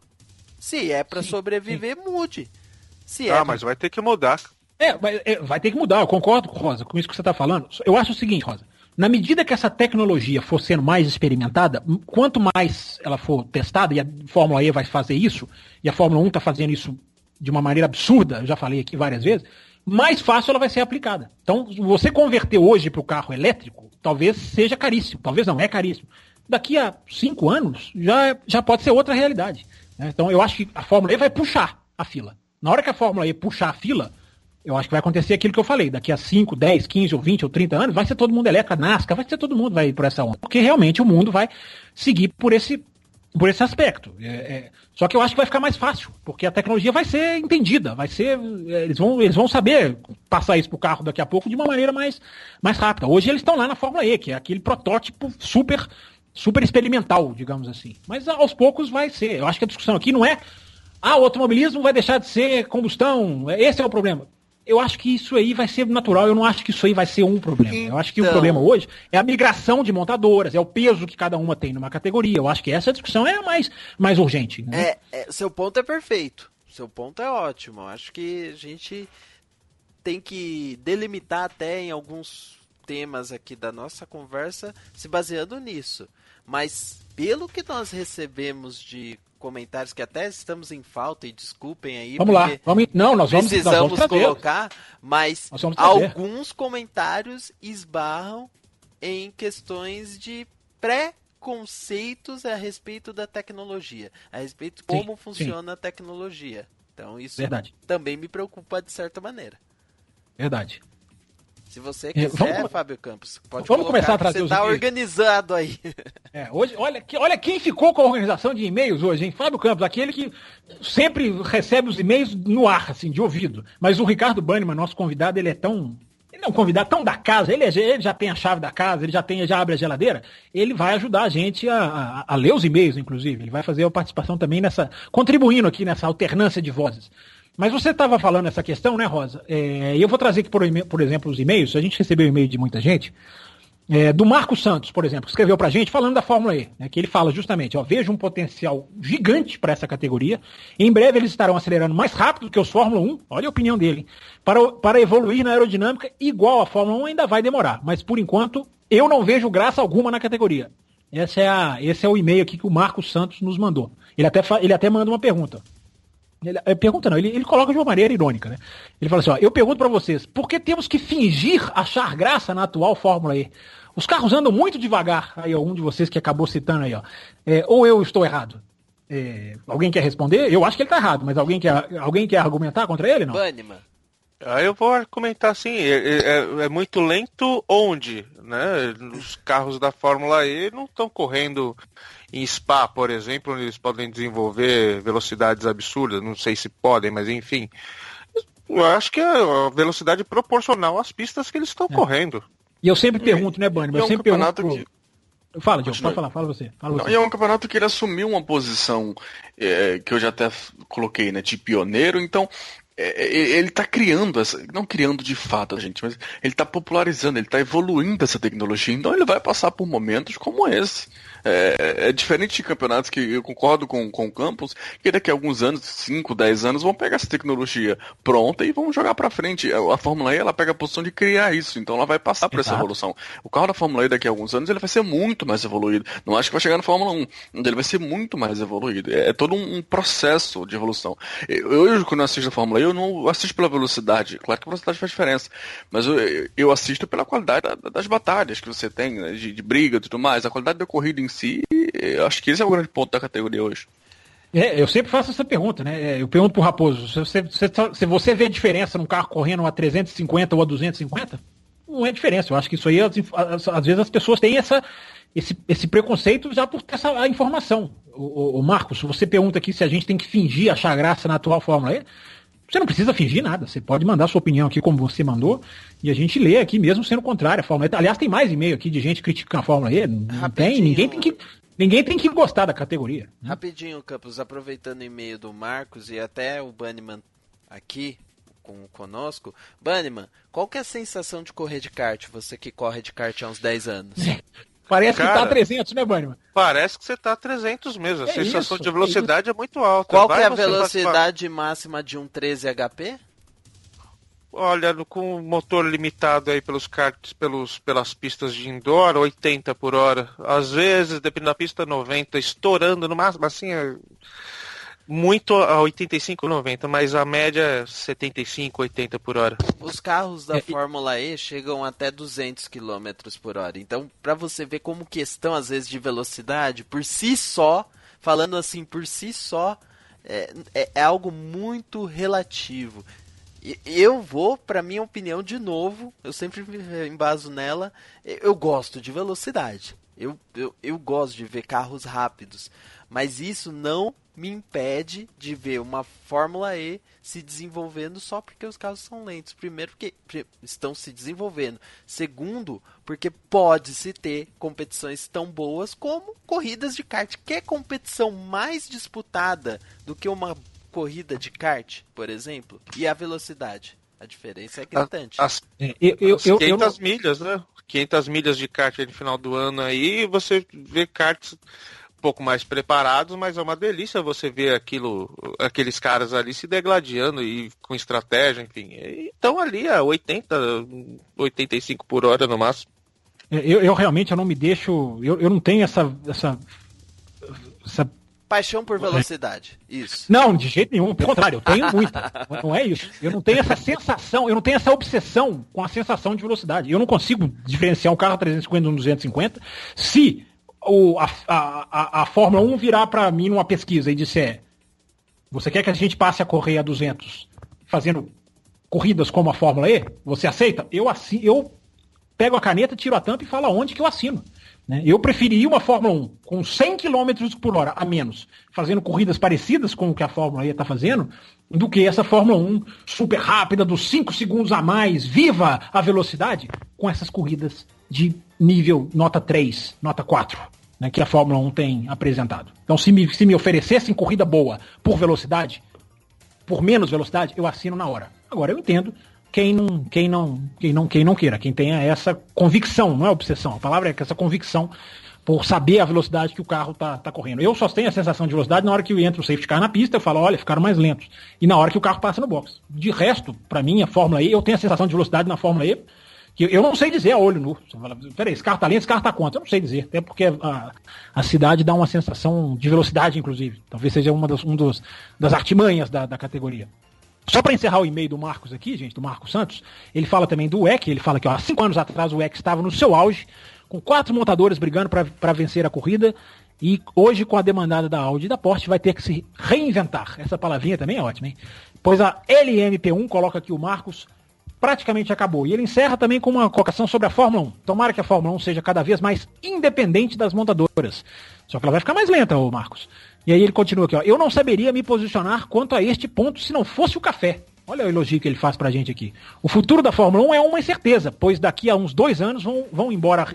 Pois se daqui a uns 2 anos vão embora a Renault e a Mercedes. Ele coloca com um ponto de interrogação. Será que o fim da Fórmula 1 está próximo? Não, o fim da Fórmula 1 não está próximo, não. Essas outras categorias correm muito mais risco. Mas a Fórmula E, Marcos, a Fórmula 1, ela se deixou entrar num buraco que hoje é muito mais difícil dela sair do que seria alguns anos atrás. Sigo com os e-mails aqui ou alguém tem alguma colocação, consideração, ponderação, reclamação? Não, eu só ia falar que no WEC, no WEC, nunca tivemos as 4 montadoras, né? Porque se não me engano, quando... foram 3, né? Quando entra a Toyota e a Porsche, a Peugeot sai. A Peugeot já tinha saído. Então, assim, era pra ter, num cenário perfeito, as 4 montadoras. Acho que era exatamente 2013 que teria as 4 montadoras, ou 2014, não lembro bem. E aí acabou saindo a Peugeot, que aí sim, imagina um campeonato desses com 4 gigantes, com projetos gigantes competindo, ia ser interessantíssimo, mas não chegamos a ter essa batalha diretamente. Isso. Antes do Bannerman ler o próximo e-mail, deixa eu só registrar também a participação do Eduardo Gonçalves, que ele coloca aqui, olha que legal, a gente fez o anúncio do programa, né? É importante, né? A gente anunciar o programa com uma semana de antecedência. Nós estamos anunciando aqui na próxima segunda, automobilismo e justiça. O quanto o automobilismo tem que ser justo, o quanto não tem, até onde vai essa discussão.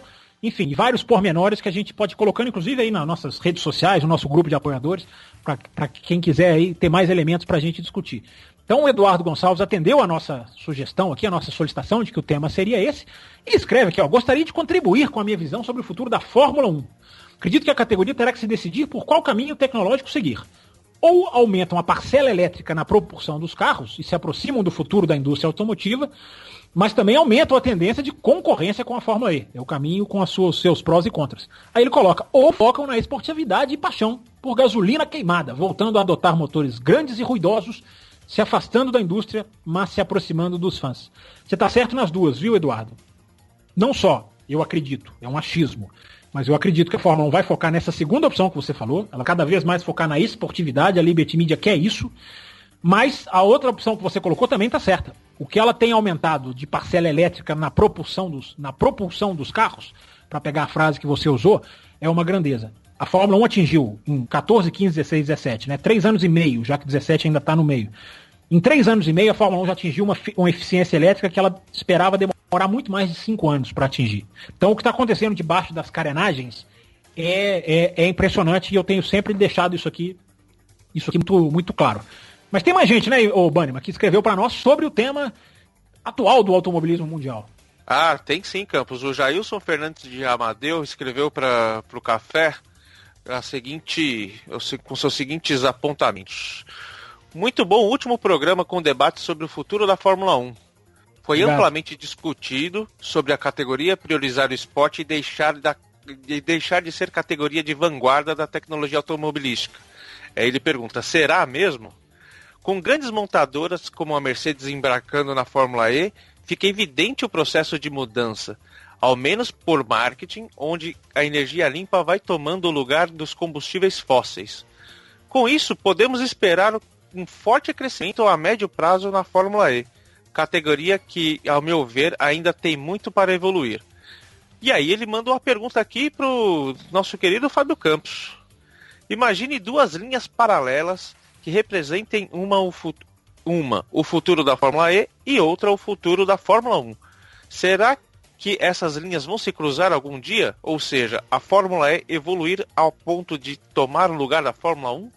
Ou quem sabe se tornarem uma nova Fórmula 1? É interessante, eu já até toquei nesse assunto, então é só uma recapitulação. Eu já toquei nesse assunto aqui no Café. Eu achava que seria exatamente isso que você falou. Eu tinha essa ideia de que elas iriam para um caminho que daqui, eu até citei, pode ser 50 anos, pode ser meio século. Uma hora ela não teria razão de ter 2. Mas agora com a Liberty Media eu já começo a ter dúvida. Porque esse motor que a Fórmula 1 vai trazer em 2020 já não vai ser essa super vanguarda tecnológica que é hoje. Então o motor ele tem como diretriz até o momento dar um passo atrás, ser mais barato, ser mais alto. Enfim, então a Fórmula 1 começa a ir para o lado do esporte, que foi uma das colocações que a gente colocou aqui alguns programas atrás, que eu até falei, gente, talvez seja uma das coisas mais importantes que a gente tenha que dizer aqui no Café em 2017.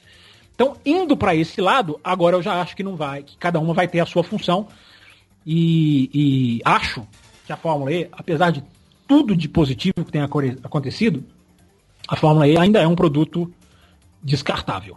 Ela ainda pode ser desligada, ela ainda tem uma chave de on-off que pode ser utilizada no futuro. Acabou, não tem mais interesse, um abraço. A Fórmula 1 não. A Fórmula 1 tem uma solidez muito maior. Para a Fórmula 1 acabar, né, eram precisos muitos anos de Bernie Eccleston ainda para a Fórmula 1 acabar. Não é fácil. É preciso fazer um trabalho muito mal feito. Não que o Bernie Eccleston tenha feito só malfeitorias, mas aquela filosofia dele não se sustentaria. Então, eu acho que vão começar agora, Jailson, graças à Liberty Media, a cada uma caminhar para o seu lado, que cada uma vai ter a sua função, a sua especificação, e a Fórmula 1 não vai seguir a eletricidade com essa ganância que a Fórmula E vai seguir. Pode ser que lá na frente as coisas mudem, repito, a tecnologia já pronta e desenvolvida, ela pode ser intercambiada de uma outra maneira, mas hoje cada uma está partindo para um lado. Pessoal, o Jailson Amadeu pegou firme aí nos questionamentos. O que eu acho é que é menos... Aí, com certeza, a Fórmula 1 é menos a questão desportiva. Até o negócio Fórmula 1, né? É muito diferente, é muito mais amplo. A Fórmula 1 não é uma marca só de automobilismo. Ela se sustenta como acima do próprio automobilismo, né? Ela é praticamente um sinônimo de automobilismo. Algumas pessoas entendem automobilismo por Fórmula 1 e vice-versa, né? Não existe as outras categorias, por mais que a gente aqui no podcast esteja pluralizando essa discussão exatamente por conta disso, exatamente porque entendemos o automobilismo como um todo, entendemos desde a base até as categorias de turismo, protótipos e tudo mais. É isso que faz o cenário como um todo. Mas, claro, a Fórmula 1 por si só, ela tem essa força que o Fábio Campos menciona, mas eu hoje estou teimando em discordar com o Fábio Campos. A Fórmula E não vai ser desligada. A Fórmula E... Não diz que vai. Não diz que vai. E nem, mas espera aí, então eu vou reformular. Ela não tem mais a chave para desligar. A chave para desligar é a primeira temporada. Era quando não tinha envolvimento direto com essas grandes marcas. A partir do momento que a Renault assume de vez uma Edams, o projeto da Edams, e começa a gastar uma grana, que a Audi cada vez mais tem o controle em cima da Abt, que Citroën assume as operações da Virgin, né? Mas a qualquer hora elas vão embora. Elas estão migrando, elas estão vindo, mas na hora que elas quiserem, elas podem. Só que são quantas? Por isso que eu acho que ela é suscetível a deixar de existir daqui. Tomara que isso nunca aconteça. Então, mas são quantas? A gente tá falando de campeonatos aí, WEC, DTM, campeonatos de certa maneira até consolidados, por mais que eu sempre faça a menção aqui sobre o WEC ser um campeonato novo. Mas são campeonatos que têm lá a sua estrutura, sim, né? História, né? Tem a sua história, tem tradição e tudo mais. A Fórmula E não tem. A Fórmula E não tem. Mas esses campeonatos que têm história, estão com quantas, vamos dizer, montadoras apoiando? A gente tá falando as duas de 3 montadoras para cada lado. A Fórmula E, a gente tá falando a partir de 2019 de 11 montadoras. Mas isso é o momento, Rosa. Isso, a DTM e a WEC tem história para se refazer. A Fórmula E não tem. Na hora que as montadoras... A Fórmula E não é nem questão de história. A Fórmula E não tem razão de existir sem pesquisa e desenvolvimento. Eu não tô nem discutindo a história dessas categorias e nem da história da Fórmula E. Mas se você tem 11 montadoras, você tem um mínimo de compromisso para manter essa estrutura por mais tempo. Porque se sai 2, você vai ter 9. Você consegue se manter. É isso que eu tô dizendo. O o número, do jeito que se aprumou já, e de novo, até por isso que eu acho que o momento é ideal para essa discussão, é o quanto que a Fórmula E atraiu essas montadoras, algo até que a Fórmula 1 não conseguiu no seu momento de maior amplitude. Por quê? Aí eu te faço essa pergunta. Por que a Fórmula E conseguiu coisas que nem a Fórmula 1 está conseguindo? Bom, primeiro que, ao que parece, a Fórmula 1 ela foi bancada pelas montadoras, mas já era um esporte ou um modelo de corrida já consolidado. Não, sim, a Fórmula E. A Fórmula E não. A Fórmula E vai ser um pouco laboratório, sim. Uma coisa que diferencia a outra. Mas aí, eu penso que daqui a 15 eu acho que você anos... tá concordando comigo. Não, mas daqui a 15 anos, por que não as duas estarem andando juntas? Por que não ter os autódromos da Fórmula 1 com carros com componentes elétricos, mas com um modelo já tradicional e conhecido, e um campeonato que corre em pistas de rua, mas com carros que só usam... E aí que tá a diferença, né? Um pode ser modelo híbrido, o outro pode ser modelo elétrico e tudo mais, mas que fiquem aí por tanto tempo. De novo, eu concordo com muita coisa que você colocou. Eu não concordo que a Fórmula E vai acabar de uma hora para outra. Eu não disse que ela vai acabar, Rosa. Eu disse que ela pode acabar. Não quer, é diferente de ela vai. Eu disse, se as montadoras, se a FIA vira e fala, obrigado, Fórmula E, já não precisamos mais desse tipo de pesquisa. O DTM já é elétrico, todo mundo já é elétrico. Obrigado, Fórmula E. A Fórmula E ela pode ser mas aí agora você entendeu? tá não tô dizendo que ela vai. Eu não tô dizendo que ela vai agora acabar. Você tá colocando um outro ponto. Eu tô dizendo, eu tô falando mesmo no ponto. Na hora que sair, na hora que derem as costas pra Fórmula E, ela não tem razão de existir, entendeu? Ela não vai ser um campeonato com Andretti, Dragon, não vai ser. Ela vai ser um campeonato com os montadores. Ela vai acabar com a... A gente tá falando aqui do DTM, por exemplo, ela vai acabar com o DTM. Com o WEC, ela pode ter influência também na mudança. Mas, do jeito que tá indo hoje, esse modelo... Sim, a tendência hoje é de crescimento. Claro que é de crescimento. Vocês acham que, então, a Fórmula E pode ser só um trampolim para essas categorias que já estão aí há muitas décadas? De uma certa maneira, sim. É eletricidade. É o carro reaproveitável, sem gasolina. Ela vai ser, ela não vai ser o trampolim para as categorias, Bunny. Ela vai ser o trampolim para o mundo. É o que nós estamos discutindo aqui das leis da Europa, da mudança do carro de rua. Ela vai ser trampolim para tudo. Até a hora que ela deixar de ser útil. Na hora que ela não for útil, ela acaba. Tomara que isso nunca aconteça. Tomara que isso nunca aconteça. Ah, mas vocês acreditam que a probabilidade dela só servir de trampolim é totalmente plausível? Aí não sei. Boa pergunta. Aí vai depender de como ela for tratada, se ela vai continuar tendo bons pilotos, se ela vai virar um espetáculo que se sustente, a ponto de que ela consiga, não, vale a pena a gente sobreviver sem exatamente os mesmos conceitos que a gente tem hoje. É uma pergunta de difícil resposta. Hoje ela vai chegar nesse padrão que a gente fala de Fórmula 1, né? Que ela pode hoje bater o pé e falar, ok, eu não tenho mais a posição de ser uma criadora de tecnologias, e mesmo assim eu vou continuar sendo uma categoria forte, categoria presente. Isso é algo que vai demorar muitos anos, acho que ainda para acontecer, e não dá muito para prever nisso. Mas hoje eu vejo a Fórmula E basicamente como uma grande criadora ou desenvolvedora de tecnologia. Hoje ela eu falo sempre que automobilismo é percepção.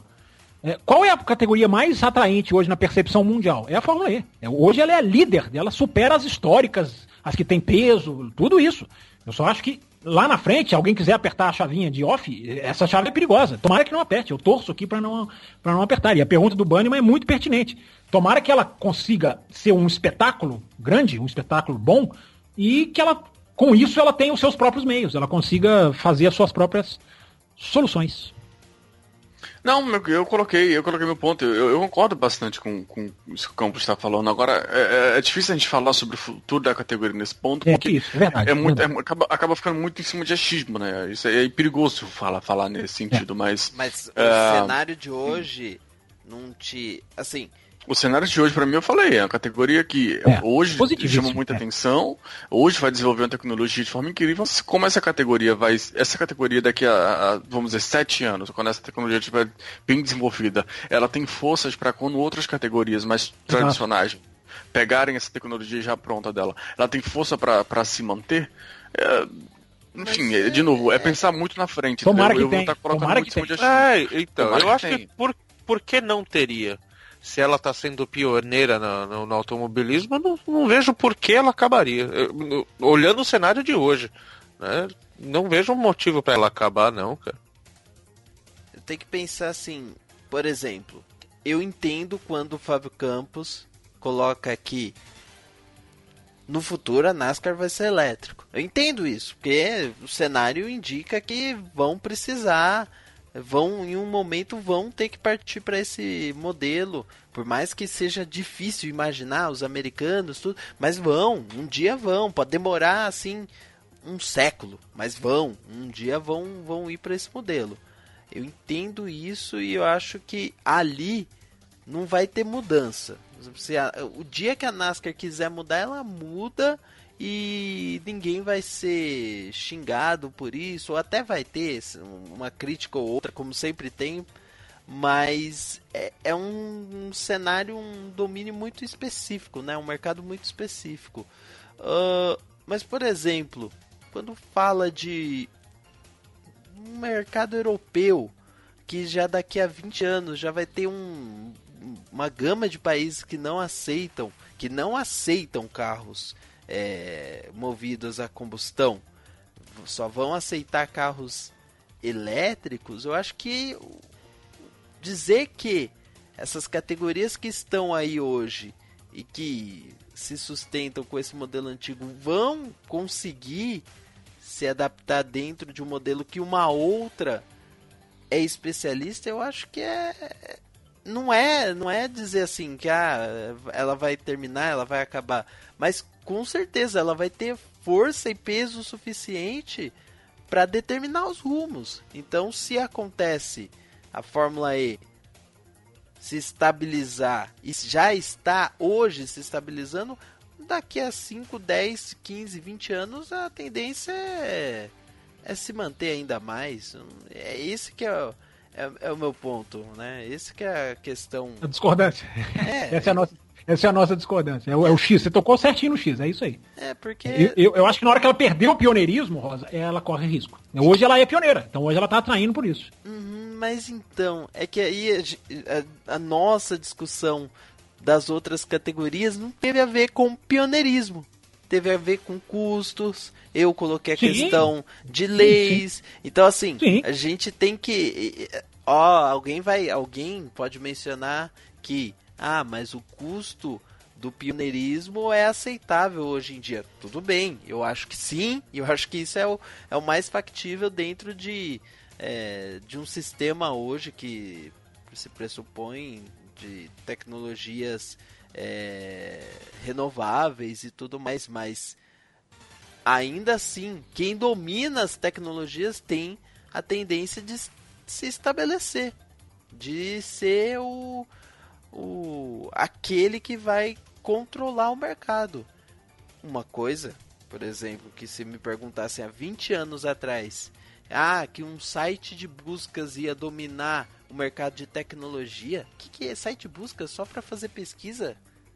E não é, e virou, um site de buscas virou o principal modelo, principal empresa de tecnologia e sistema de mercado no mundo. Hoje então, nesse ponto você está concordando comigo, né? Na hora que perder o pioneirismo, vai balançar. Você não está falando do pioneirismo do site de busca?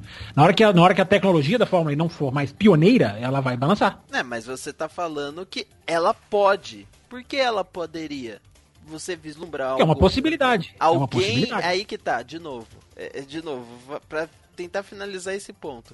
Alguém vislumbra que outra categoria nesse momento consiga tirar isso dela e talvez rivalizar? Eu tenho aquela categoria dos carros de super esportivos da Tesla que tá vindo aí, mas é só dela. É só a Tesla que é uma marca pioneira. Não tem o mesmo tamanho, né? Não tem. E não entra essas empresas de mercado de automobilismo tradicional que vão investir. É uma só que está investindo no produto dela. Pode ser uma Apple da vida que se estabelece como produto e não como sistema.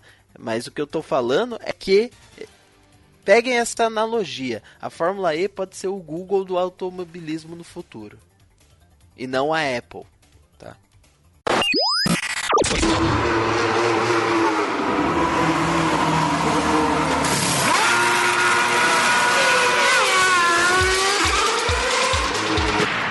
Então podem continuar aí com os e-mails, né, Fábio Campos? Exatamente, Rosa. A gente encerra a discussão dos rumos do automobilismo mundial. Espero que com muitas ferramentas para o ouvinte nos abastecer na próxima semana. Próxima semana só tem MotoGP, né? Das categorias do programa. Então a gente vai ter tempo aqui de ler os e-mails, de discutir, de responder. Enfim, vai ser legal a semana que vem. O ouvinte sinta-se convidado a fazer isso que nós vamos fazer aqui agora. Entrar no quadro Considerações da edição anterior. Como faz, por exemplo, o nosso ouvinte Gabriel Martins, que ele tem 24 anos e é de Belo Horizonte, veja só. E ele coloca aqui: escutei o podcast sobre o GP da Hungria e me senti motivado a lhes enviar esta mensagem. Sobre o jogo de equipe, penso que o que ocorreu entre Hamilton e Bottas é algo que, de certa forma, é natural, se imaginarmos a Mercedes como uma empresa. Imaginamos o Toto Wolff como alguém que tem um chefe, acionistas e patrocinadores para prestar contas. E ainda coloca: concordo que seria maravilhoso uma Fórmula 1 em que a parte esportiva reinasse absoluta, sem troca de posições impostas por equipes ou pilotos pagantes sem talento. Entretanto, eu seria ingênuo em acreditar nesse cenário utópico num meio que mobiliza tantos recursos financeiros. Está aqui a opinião do Gabriel Martins. Gabriel, deixa eu só responder de uma maneira, que você colocou uma palavra aqui que é muito perigosa. Embora agradeço aí você se sentir motivado a escrever pra gente, tá certo? Motive-se sempre, tomara. A questão da ingenuidade, eu acho que ela se aplica, Gabriel, se a gente não entendesse que isso que você citou existe. A gente entende que isso tudo existe, que a Fórmula 1 virou esse jogo empresarial que ela virou. Agora, você se colocar contra isso é você ter uma posição, é você defender, é você combater algo que a Fórmula 1 tomou, na minha opinião, um caminho errado para chegar até aí. Você tá certo no diagnóstico, a Fórmula 1 virou isso aí mesmo. Agora, aceitar? Devemos empunhar o microfone aqui toda segunda-feira e achar que isso é bom? Que faz bem pro esporte? Eu acho que não faz. Então eu acho que é a nossa função aqui combater esse tipo de coisa. Pelo menos é a minha visão. Mas tá aqui, o seu diagnóstico, eu repito, tá perfeito. Não é isso, Ricardo Banniman? Corretamente. Se vale uma dica pro Gabriel aí, se ele quer ver puro automobilismo, anda de kart com a gente, né, Tiagão? Exatamente. Puro automobilismo fazer show. Propaganda. Eu peço desculpa pro ouvinte de novo, já pedi na semana passada, vou pedir outra vez, por essa autopromoção, essa propaganda que está sendo feita aqui nesse. Não, a gente não falou nem a marca do produto. Porque imagina. se falasse, por pode exemplo, fazer, entre no pode fazer. www.oscarteiro.com.br, Oscarteiro com K, aí sim a gente estaria fazendo propaganda. É, verdade. Aí seria um absurdo. Não, Mas tem agora, mais meio aí, né, Bani? Poxa, tem o Matheus, nosso querido amigo Matheus Ferreira, que ele tá comentando sobre o programa 527, né? Ele ficou espantado quando soube que o Halo foi usado lá em Interlagos. Ele tava lá com a gente, lá no setor G, e não viu e realmente não reparou nada que o Halo tava, se não me engano, era numa Force India, se não me engano, que a gente Não, acho que chegou. falaram Toro Rosso. Eu não sei, eu não tava na Toro Rosso. sexta-feira de manhã, eu não tava lá, mas vocês são uns belos de um desatento, hein, Matheus? Vocês ficam em Interlagos fazendo o quê? Vocês sentam na arquibancada, vocês olham pra onde? Eu não consigo. Vocês vão falando que o Halo é invisível, Banniman, mas continue. Bom, e ele cita aí a ordem de equipe da Mercedes. Não vou criticar nas palavras dele. É sobre a ordem de equipe da Mercedes, não vou criticar, pois quando a equipe prefere um ao outro, todo mundo critica. Barrichello, Massa, etc. Quando a equipe dá ordem e o piloto não acata, como o Verstappen, aquele no que ele deu lá, fantástico, tem uma divisão de opiniões e uma enorme polêmica. E quando a equipe não dá ordem e os pilotos brigam, Vettel com Weber, ou mesmo Pérez com Ocon, aí criticam que jogaram pontos fora, perdão. Aí criticam que jogaram fora pontos preciosos da corrida. Basta ver na Hungria que Verstappen e Ricardo na largada. Basta ver na Hungria o Verstappen e o Ricardo na largada. Então acho que essa é uma forma mais justa de a equipe gerenciar a prova. Ou seja, ele está aí a favor aí das ordens de equipe, não? Você generalizou aí, Matheus, mas você esqueceu só de colocar o asterisco do café com velocidade. Tá? O café com velocidade, essa questão de quando a equipe não dá ordem, todo mundo critica. Eu não critico a não ordem da Force India, pelo contrário, defendi aqui no Canadá, acho que não é garantia nenhuma, acho que a última prova provou isso na Hungria, que não é garantia de você trocar a posição. Então, acho que você colocou aqui uma maneira meio geral que as pessoas fazem, mas só colocar um asterisco aqui que o café faz um pouquinho diferente. Só complementando também, como o Matheus Ferreira colocou, ele coloca uma coisa muito interessante pra gente aqui, que é a questão da pronúncia. Que a gente ficou muito, mas Halo, enfim, ele coloca aqui, obrigado, viu, Matheus? Ele faz um esclarecimento aqui. Primeiro ele coloca que, na opinião dele, a remoção do piloto pode não ser um empecilho, né, já que ele coloca uma coisa que é interessante, né? O Halo vai ter uma trava que pode ser liberada. Isso é realmente uma informação interessante mesmo. Então, o Halo ele pode ser retirado do carro e isso realmente facilitaria na remoção. Ele não vai ser uma coisa... Mas está sendo estudado ainda, né? É verdade. Bem claro. Nesse momento, a remoção que eles têm é cortar os pontos fixos do Halo, a ligação do Halo com o carro. Que, inclusive, eles disseram que conseguem fazer isso em 5 segundos. Mas aí, a promessa deles é, durante o ano, desenvolver uma maneira de que ele seja removido, entre aspas, com um clique. Ótimo. Aí, ó, ficou show. A colocação do Matheus, o complemento do Diogo. Informações sobre o Halo, como é que eu falo? Aí o Matheus escreve aqui, ó, sobre o termo em português, que o Campos tanto bate na tecla, Halo não é, ou Halo, enfim, não é um termo específico, pois Halo em português seria um efeito de luz, mas com a pronúncia halo, como o Raposo citou, né, que se diz halo. Ela pode ser incorporada dessa forma no nosso idioma, como tantas palavras já o foram. Então, quanto isso, melhor pronunciar como o inglês, Halo, como se pronuncia, pois não se deve pronunciar Halo, se é que eu entendi certinho como ele colocou aqui. Então, ele dá um aval pra gente pronunciar, Diogo Gomes, Halo por enquanto, mas como ele corrobora o que o Raposo colocou, né, que a pronúncia, a tradução, se for puxar realmente para o português, seria halo. Mas halo é muito feio, né? Mas a gente atende, mesmo sendo feio ou não, a gente atende, porque aqui a gente privilegia a língua portuguesa, não é isso, seu Thiago Rosa? Sem sombra de dúvida, Fio Campos. Aliás, Diogo Gomes também é ultra favorável à utilização da língua portuguesa na sua essência. That's true. Só mais um aqui, o Raposo. That's true. That's true. É o canalinho. Raposo, o Jailson. mas que Raposo? Eu te chamei de Raposo de novo? De novo. Tá você pode punir, eu vou ficar fora da próxima edição, eu mereço uma suspensão, eu mereço um balão. O Jailson mandou para nós também, Jailson sempre manda bons e-mails, ele mandou sobre jogo de equipe e sobre boas corridas. Sobre o jogo de equipe, ele falou, olha, antes do programa, eu gosto desses e-mails dos ouvintes, né? Ele fala assim, ó, antes do programa eu estava até um pouco tendencioso a concordar com a ordem do bem. Afinal, trouxe uma certa atenção para a corrida. Porém, após ouvir o programa, percebi que esta ordem do bem pode ser nociva, ao ponto de eliminar ou pôr uma ameaça de extinção às disputas de ultrapassagem entre companheiros de equipe. E aí, sobre boas corridas ou corridas tensas, que foi uma ponderação que a gente colocou também no final de semana passado, ele fala, com certeza, sempre esperamos ter boas corridas, mas ao longo do campeonato e conforme a característica de cada pista, é aceitável que nem todas as corridas sejam espetaculares. Continua ele aqui, ó. Por isso bato na questão desses carros viciados, entre aspas, em aerodinâmica. Sabemos que a pista da Hungria é travada, até chamada por alguns de Mônaco sem muros. Agora eu abro aspas e eu discordo totalmente dessa afirmação. Acho que é um conceito que não tem nada a ver. Mas enfim, ele cita aqui que alguns o chamam. Ele continua. Na prova, foi notório que as dificuldades de Hamilton chegam... O Bannerman fica fazendo gracinha aqui fora do ar. Eu não vou conseguir ler desse jeito, mano. Desculpa, não percebi. Ele fica colorindo o e-mail aqui enquanto eu tô lendo, é um absurdo. Na prova, foram notórias as dificuldades de Hamilton chegar perto da Ferrari. Então, se ao menos os carros conseguissem andar mais próximos, mesmo que isso não propicie ultrapassagem, teríamos uma certa tensão durante a prova. Muito melhor do que uma fila de carros a mais de 1 segundo de distância um do outro. Legal, Jair, eu concordo tanto com você que eu até falei, né? A questão do desgaste de materiais é um dos inimigos também, que não dá para o carro ficar perto um do outro.